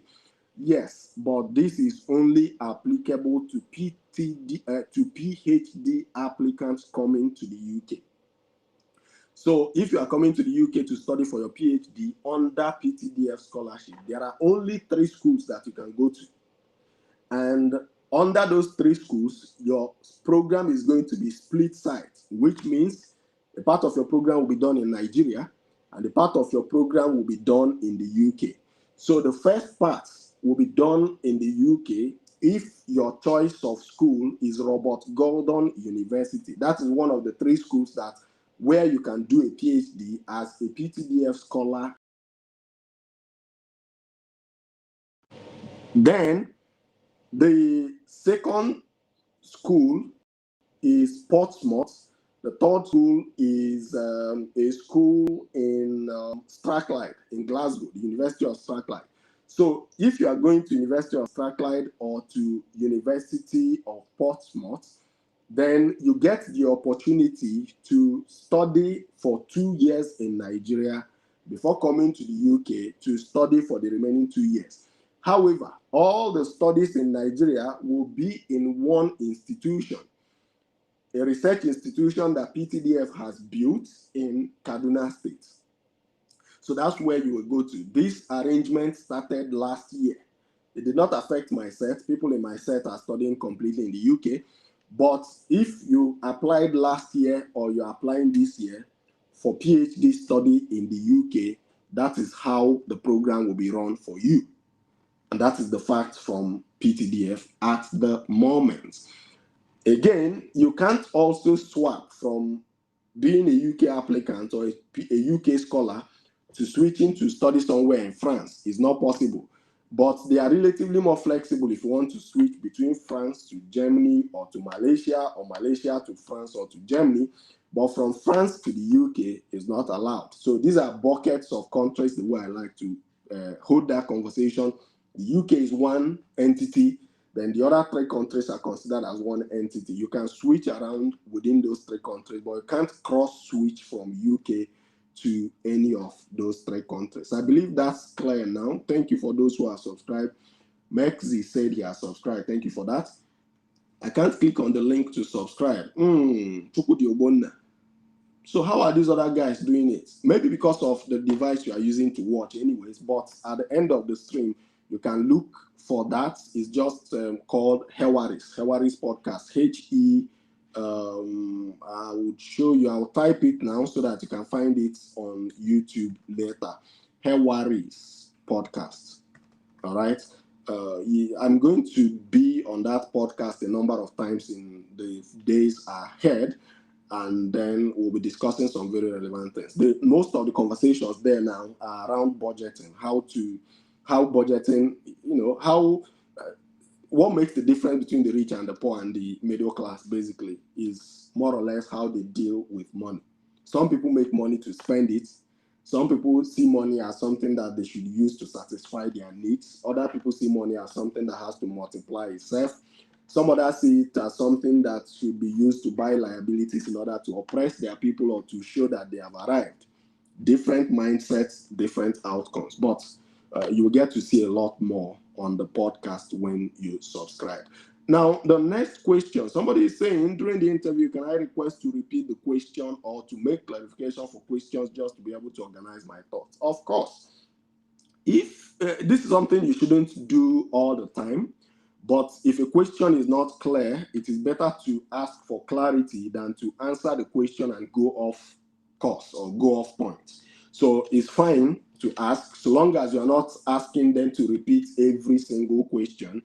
If you're asking them to repeat every question, they might want to consider that you have a hearing disability, which may not be the case. But it's fine to ask for clarity, for repetitions, from a very humble perspective or humble position. And most people should be able to do that for you. Thank you. Please, is it compulsory that we have our SOP or research proposal as master student? For a master student, what you need is SOP. You don't need a research proposal. For PhD students or applicants, what you need is a research proposal, not an SOP. Somebody is saying, can I go with my academic CV, MSc applicant? You really don't need a CV there. If they have not requested for it in the call, you don't need it. You don't need a CV actually. To the best of my knowledge, nobody is going to use your CV for anything. The documents they have requested is what they truly need. We are still taking questions from YouTube. The guys on Twitter, go to if you can do this, you just access the last post I made and drop a comment there. I'll pick up that comment as your questions. Since the live chat is not working on Twitter, I don't know why. Maybe because we are streaming from Restream. So the next question from Mohammed is saying, during the interview, can I request? Okay, that we've answered that one. Then the next question is, hi, Augustine, can I use the WAEC certificate I printed from my WAEC portal as I never got the original from my school? Or do I just get a scratch card? My advice would be to get a scratch card. The one you printed might not, so long as it's not the original, they may not consider it as original. You need to provide that scratch card, and hopefully, I think that should be the best answer to it. If your school is very close by, you can walk into your school and get your certificate as well. But if your school is not close by, get a printout. There is something that WAEC started doing some years ago where you could download an original copy of your results from a particular app that is built by WAEC. I can't remember the name of that app just now, but it will give you a proper original looking document that is your WAEC result. I think you pay, is it at the time it used to be like 7,500 if I'm not mistaken. So you log in through that app, put in, I think a scratch card, your number and some other details like that. I don't know all the details, but there is an app where you can access your original WAEC certificate without having to go to your school. But it's not going to be a hard copy document. It's just going to be a soft copy that you can use to apply for schools abroad. Sometimes just like that. It comes out faster than the result gets to your secondary school. But in the absence of that, go with a scratch card that has not been used and all the other details that would allow them to do it. Then alongside that, go with your own printout so that they can compare and contrast. Where is the other question? Somebody's asking, Damaris, hello, what if you don't have membership of professional body? Can you use your work ID card, given that your work is related to your field? That is a tricky one. I don't know anybody who has done that successfully, but what I would say is, if you absolutely cannot get a membership of professional body, then go with any other thing you have that you feel could be useful. However, I know that if you apply for Society of Petroleum Engineers today, right now, you should be able to get something on the membership portal, a membership ID that you can print out. I think they give you a membership ID before they ask you to pay. And once you have that membership ID, you can print that portal out and use it as evidence of your membership of professional bodies. And again, Society of Petroleum Engineers is open to many people. It's not just for those of us who studied oil and gas engineering. So I would say explore that or any other membership that you can start with, so long as you're able to get at least a membership ID number. Yeah, so those of us who are still able to subscribe to the Hewaris podcast, here is the link to the channel. Please go ahead and subscribe on that channel. That will be the best thank you say to me today, and then that will be very helpful. So more questions from the YouTube guys. Yes, I have subscribed. I sorted it out by typing the name of the channel. Thank you so much for that. That's Chukwudi Ogbonna. Ogbonna, where are you watching us from? Which part of Nigeria are you watching us from today, or which part of the world? Can I go with my award like a plague? Please carry your award, though. However, I'm also going to say that the last time I remember PTDF giving marks or points to awards was in 2019. after 2019, there's not been any record that PTDF awarded any points to awards carried. And I kind of loved it. And the reason I loved it was because my own school was not very good at giving awards. You could imagine in my master's, I had 5.0 and 5.0, but there was no award from the school to recognize that. I was the best student in my drilling engineering class. There was no award to recognize that. So, and the first time I applied for PTDF was in that 2019. They were using awards, and awards was what cost me the scholarship. So when they stopped using awards, I was happy because it gave me a level playing ground with every other applicant. All right. So, but go with your awards. You might meet a panel that might want to look at it and, give you some favor. But ideally, they are not using awards these days as a grading criteria. Who else has any question? Thank you to all of you who have subscribed to the Hawaris. If anybody has any question, does that mean questions can be asked from the publication submitted during the application? Well, it depends. If you have submitted a publication, I would advise you to read it because that's part of the understanding the technical component of your work that I mentioned. Just read that publication while going, because the thing is, you are expected to print out the publication and bring it. So a lecturer might just feel interested in one of the topics and feel like, well, let me just ask you one question from there to prove that you actually wrote it. That could happen. I don't think they asked me any question about my publication in my time. A bulk of the question will be focused on what you are proposing to study now.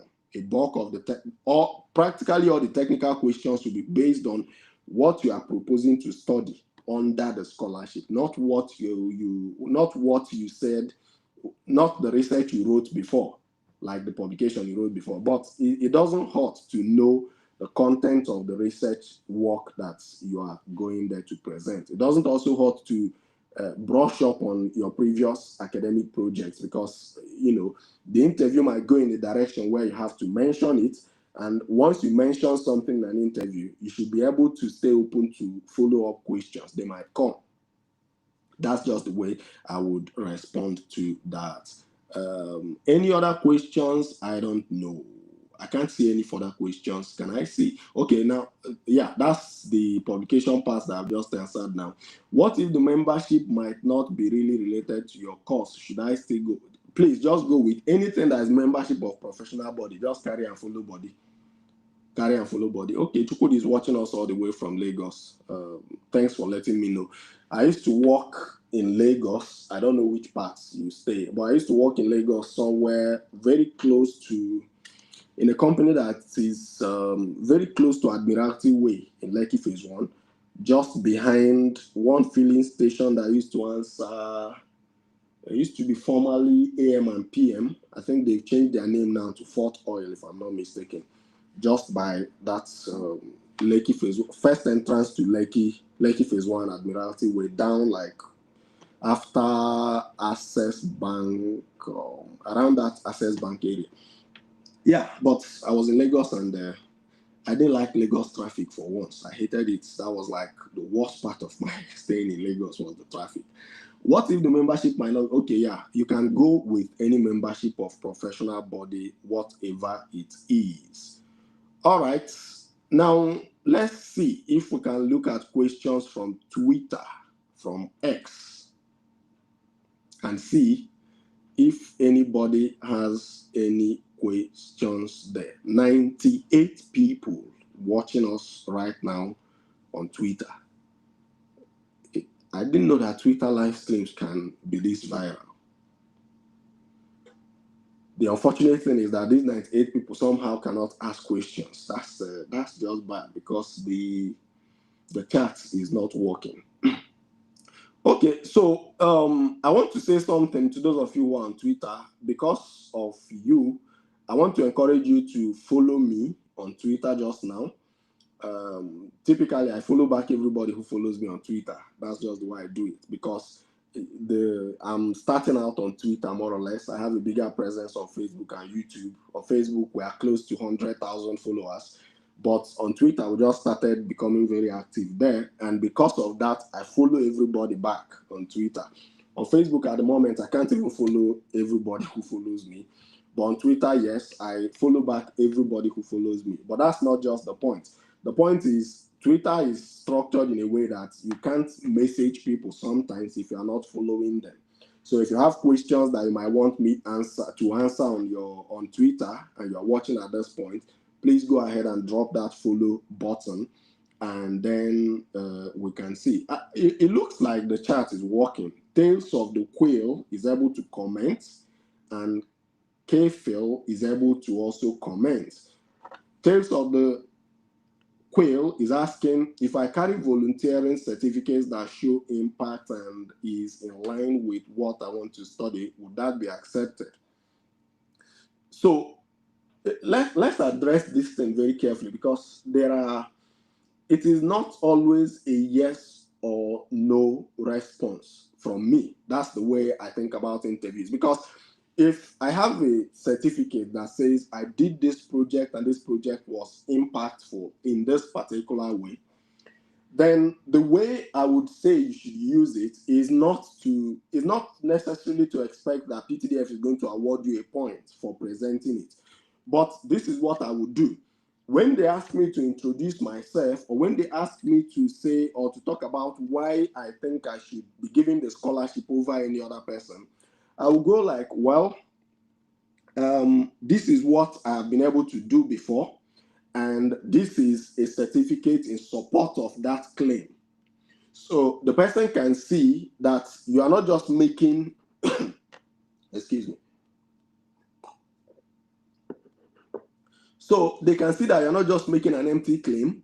Your claims are backed up with evidence. That's the way I would do it. So any other certificate that you have, any other award that you have, you can use it in the form of the narrative as a backup of the narrative you are presenting during the interview. Even if they don't award it a point, it serves as a conviction that what you said you did, you actually did. I hope that helps. Any other question from Twitter? So the guys on Twitter, just click on the follow button, point at the name, and then click on the follow button, and let's get connected together. I want to stay connected with all of you. I want to follow all of you back. I may not be able to follow everybody back today, but definitely I follow back everybody who follow me on Twitter. I think I'll do that until maybe, I don't know if Twitter ever stops people from following back, but for now, I am following back everybody who follows me on Twitter. Then somebody is saying, I haven't gotten feedback yet. I would assume, this is Vanadium, I would assume that you are referring to feedback from PTDF. If they have not sent you an invitation letter now at this point, I would just want to say that it's a hard truth, but that's the fact. I would say that they are no longer going to send you an invitation for this year. That's typically what it should be. But you don't want to give up on your dreams of studying abroad under a scholarship, because there are multiple other scholarships that are open that you can apply for. There is a video that is pinned, our featured video on YouTube is a video that's if you open my YouTube channel, Academy of Scholarships and Transitions, that's the video that plays automatically. That video teaches you everything you need to know. Well, maybe not everything, but most of the things you need to know about winning scholarships. It will teach you the various types of scholarships that are available, to teach you the requirements of each type of scholarship, the strategies for winning each of those groups of scholarships. Go to that platform and learn it, and then find the other scholarship that you can apply for. If PTDF has not sent you an invite till now, unfortunately, they will not be sending any other invite. To the best of my knowledge, they send out their invites within the same period of time. Then somebody else on YouTube is asking, should we make photocopies or just original copies? For all your certificates and your memberships of professional bodies, you don't need to make photocopies, but for your statement of purpose or your SOP, your statement of purpose or your research proposal, you can make a photocopy. What they do with your certificates is just sightseeing. They are not going to take it back from you. They are not going to hold it back. except for those who do not have original copies.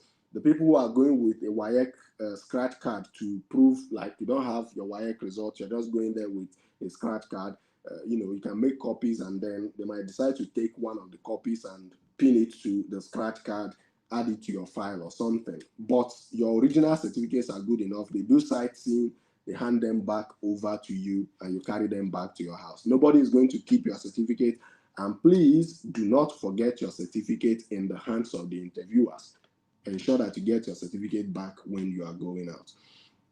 How many people do you think they shortlist per state? I don't know how many people they shortlist per state, but the number of people who win the scholarship per state, I think historically used to be 3 people to the UK, or is it 2 people to the UK, and then from all the other states, and 3 people from the oil and gas producing states. Then I think 3 people to the other countries. But your advantage is that you are listening to these things I'm saying. When you are done with this live stream, find time to listen to it just before your interview, because it's going to help you a lot. Last year alone, we had 7 people win the scholarship, a minimum of 7 people, I would say, because those are the people that came back to give us testimonies of how they won. We had at least 7 people who won the scholarship through this mentorship program, or not even mentorship, I would call it, but just through these live streams. And I've met 2 of them in the UK who told me that they actually had seen my videos before coming to the UK. So that's the way I would say it. It's but don't bother yourself about how many people. Just bother yourself about mastering the process of the interview and getting the best outcome from it. Somebody is saying I didn't follow him back on X. I will do that, because what it does is, if you follow back for a certain number of times, like you follow back a certain number of accounts, then it stops you from following back. It starts giving you an error message. I think they do that just to be sure that it's not a robot that is following everybody. So what I do is I follow back until they stop me, and then I go back to follow back. If you look at my X account, you would see that I'm even following more people than the number that is following me. That gives you an idea that I follow back practically everybody. That's the way it works there. Then any other question? Nobody else is coming through on X, but please, people on Twitter, people on X, as Musk prefers to call it, I want to see your questions. I don't know. It's just not working out perfectly. So someone is asking about quantifying impacts. Please, how to quantify on previous impact of undergraduate studies that have cited to have a foundational understanding for the master's area. Well, the undergraduate program, you may not be able to cite the exact impact if it is not applied to oil and gas. But what you can do is to think about that project in terms of what problem was the project trying to solve, and then talk about that problem as the impact. So it's you trying to say, this is what this thing is capable of fixing, not that this is what this thing has fixed. That's another way of quantifying impact. Impact could be, this is what this has done, and impact could be, this is what this can do. I believe that helps. Someone is saying, good evening, sir. I just finished my master's degree here in Nigeria, but my results and defense is what I am waiting for. Please, can I apply for this PTDF scholarship? Please guide me. Well, you are not able to apply for PTDF again for this year, but you'll be able to apply for the next edition. However, I would not also say that you should sit, fold your hands, and wait for the next edition. There's a video on my YouTube channel that teaches people how to win PhD scholarships abroad. So that video will teach you what you need to do, where you can find the scholarships, how to approach fully funded PhD scholarships. I would encourage you to go and watch that video. It was a live stream of about 2 hours as well, just very detailed, just like what we are doing today, but it's specifically for PhD applications. So go for it. You might be able to get one even before the next PTDF scholarship application opens. PTDF would open sometime around end of this year or early next year. That's usually in fact, in the recent past, they always open at the beginning of the year. So you may not want to wait from now till January next year or February next year. You can go and watch that video, learn from it, and start applying the knowledge that is there. The person who asked this question is Isaac, and that's on Twitter. If you are following me on Twitter and you can't find the video, just drop me a message and I'll send it directly to your inbox. Let's look at other questions. So the Hewaris podcast, please. If you have not subscribed to the Hewaris, please, I want you to go there and then just click the subscribe button ahead of the next programs that we'll be doing there. The people on Twitter, I promised I was going to do a post on it, and that post will be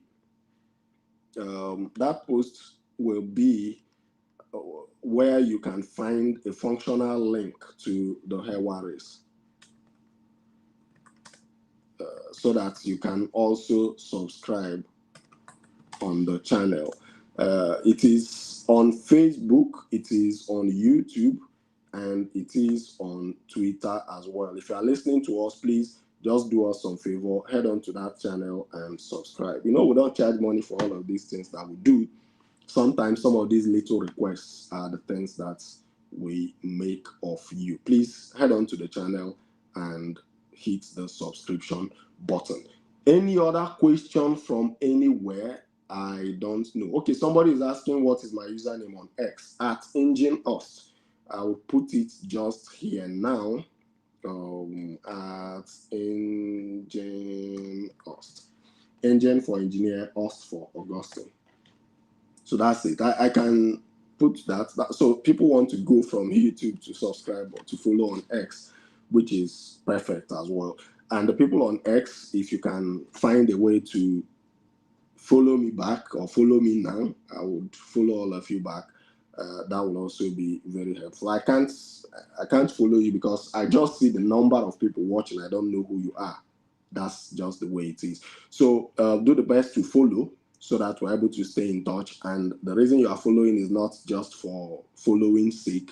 You are following because there are lots of things that you will learn from this platform. Like I said, there are certain unique experiences that I have, both from scholarships and professional networking and a whole lot of other things that you will be benefiting from.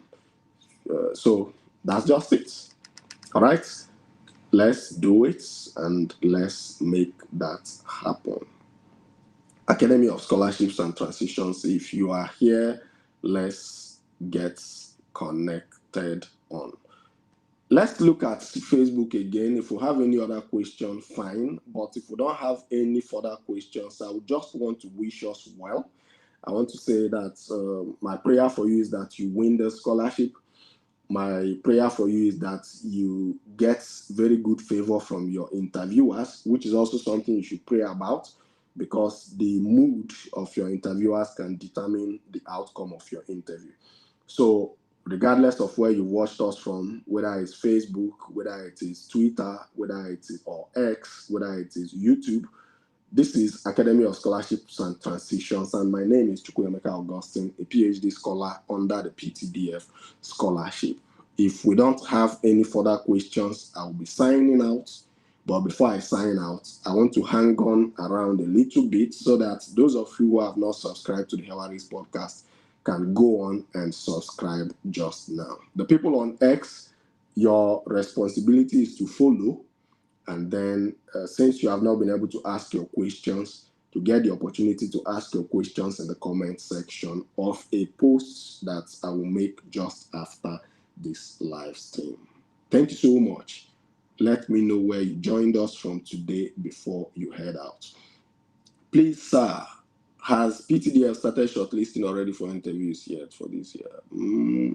It's not that they have started shortlisting, it's actually that they have finished shortlisting.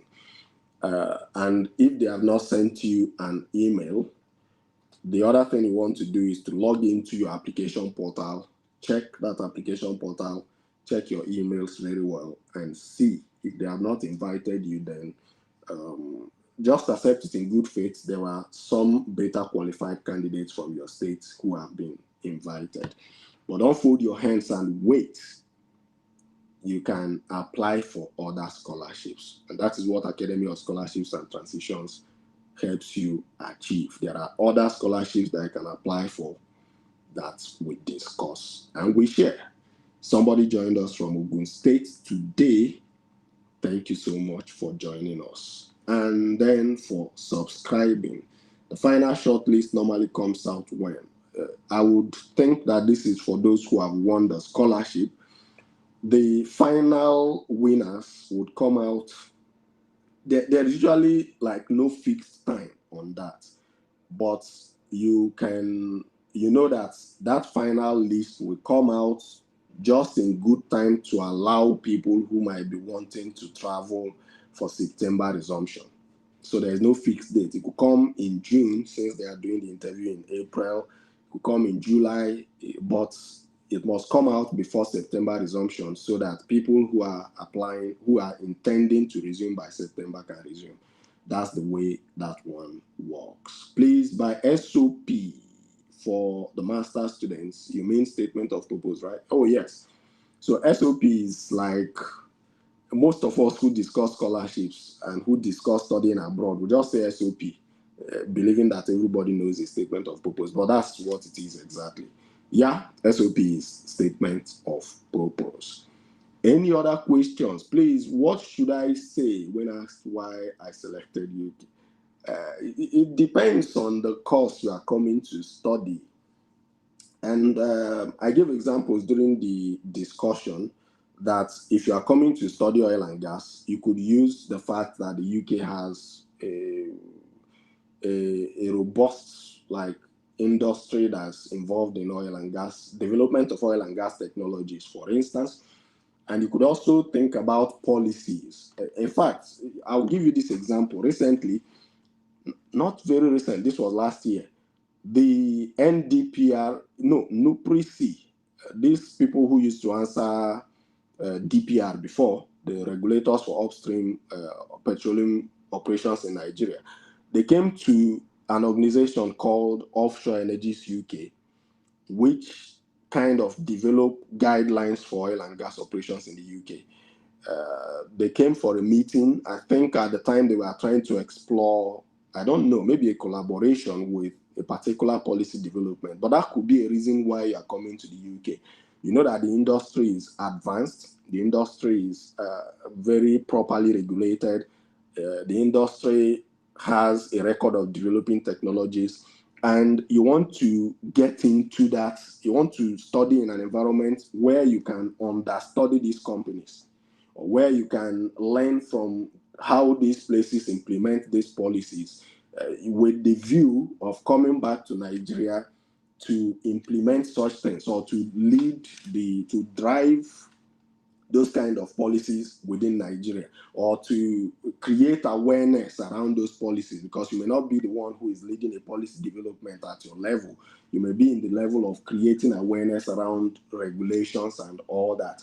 You also could go around the area of networking, that the UK is a hub for international students from different countries, including the Arab nations, from all parts of the world. And when you come into the UK, you believe that you have exposure to international students, and then you'll be able to learn from the specific examples of how those countries are operate in the oil and gas industry, or how this particular field you are going to study functions in those countries, and how the policies that regulate it and help those, or that has helped those countries, the policies that have helped those countries to make significant progress in those areas. And then those learnings, remember always, the learnings are not for you.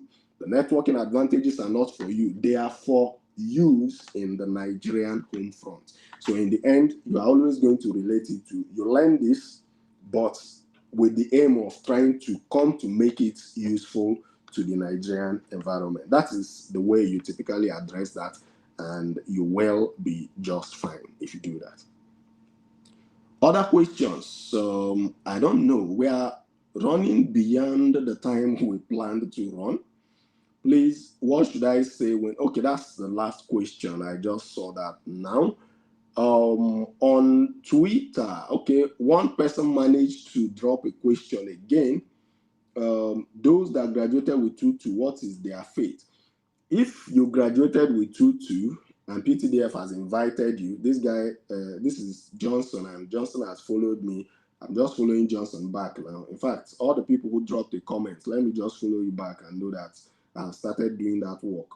Tequil, we're already following ourselves. That's fine.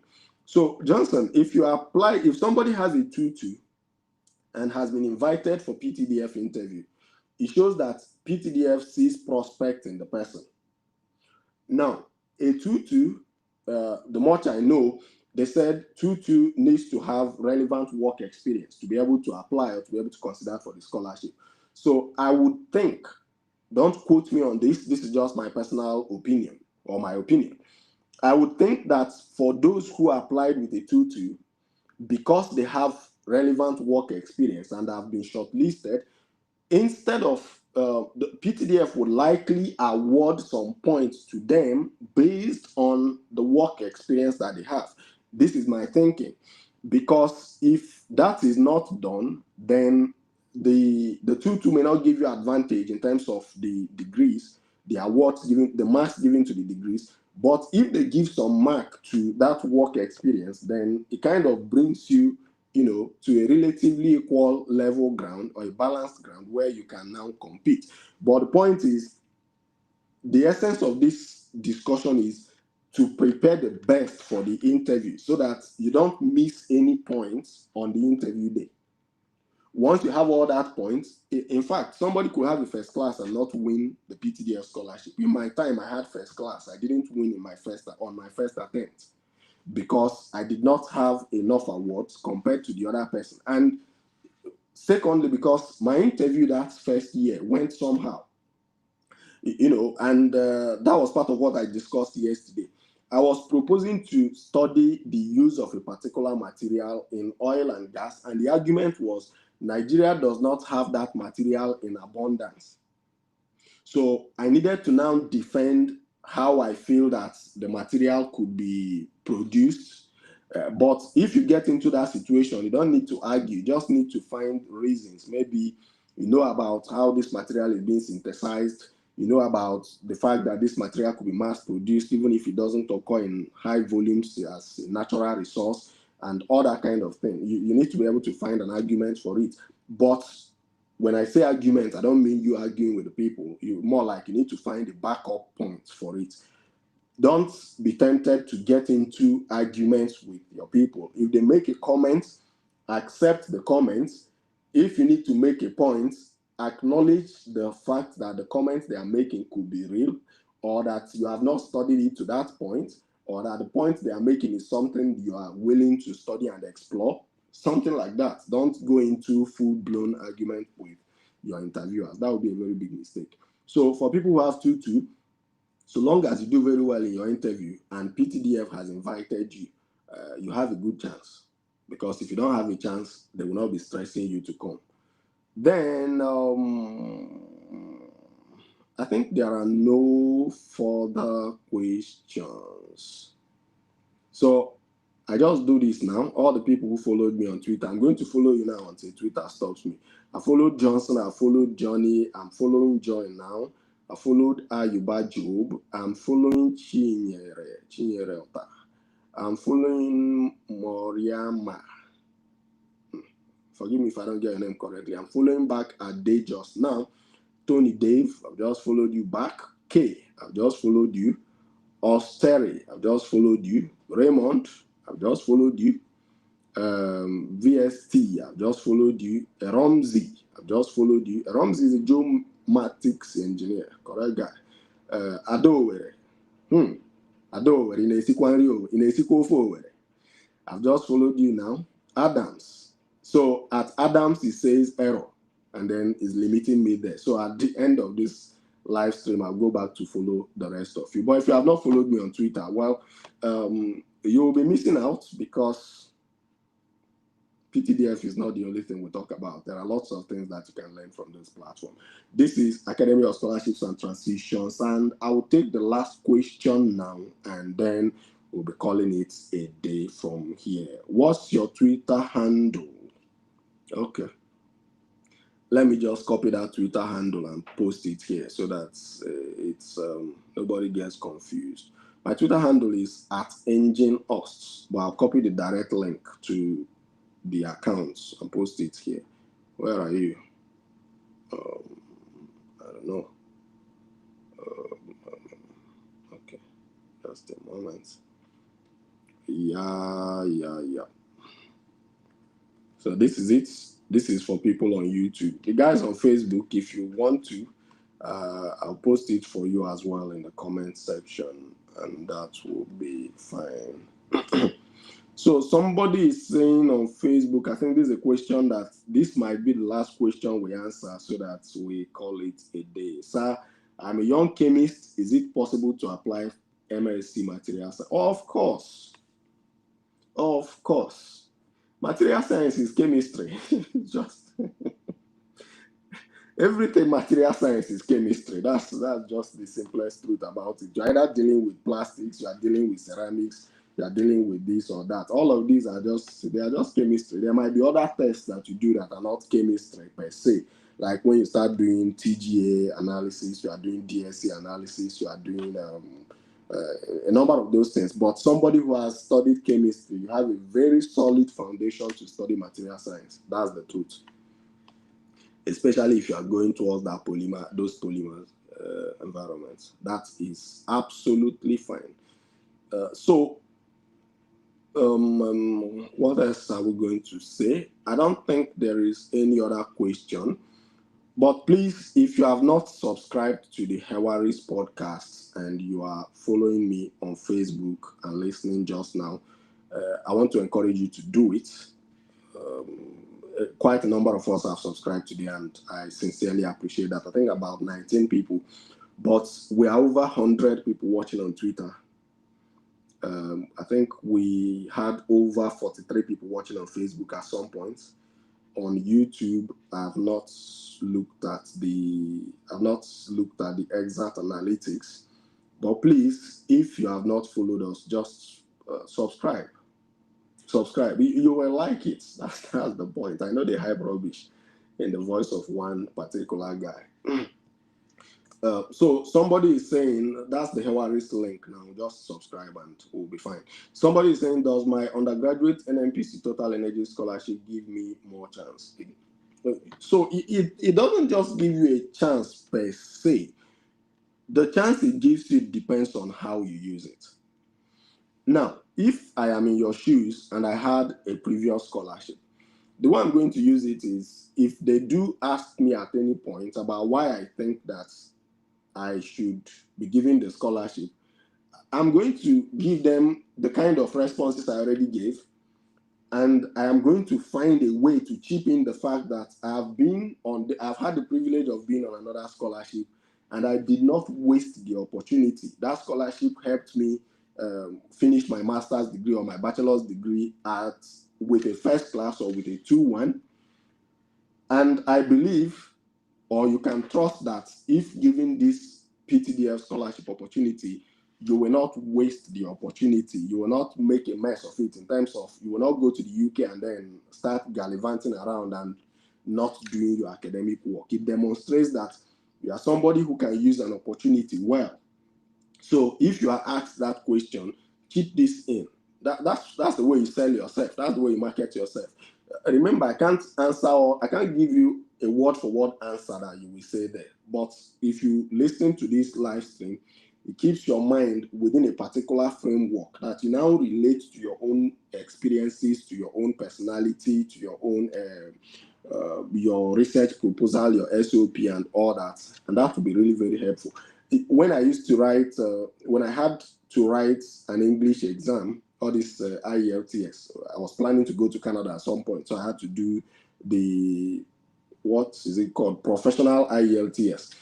When I wanted to do it, I didn't read much. What I did much was to listen to certain people I know or people I believe they speak very good English. I was just listening to them because I knew that the speaking part needed me to do that. And for the essays, instead of reading how to write essays, I just went on to read some very good essays. There are some people that write top quality essays. There's this man, he's late now, he used to write a column on Sun newspaper in Nigeria. The guy he writes like a philosopher. In fact, I would call him a philosopher. He writes very philosophically. I used to read his essays a lot those days. So if I have like an English exam that required essays, I just read him. If you are going for the interview, listen to this kind of live streams. There are other people who do this as well. It's not just me. There are other scholars on YouTube. Look their tutorials up. Soak yourself in it so that when you go there, your mind is aligned to the right way you should answer the questions and how you can use the opportunities that you've had in the past. This is Academy of Scholarships and Transitions. I want to see if there are more people who have subscribed to the Hawaris podcast. Please just go ahead and subscribe. If you are still watching and you've not subscribed, please do that. The people on Twitter, I'm going to post it just after this live stream, and you can connect with that podcast. Yeah, so someone is saying, I need more clarity about introducing yourself.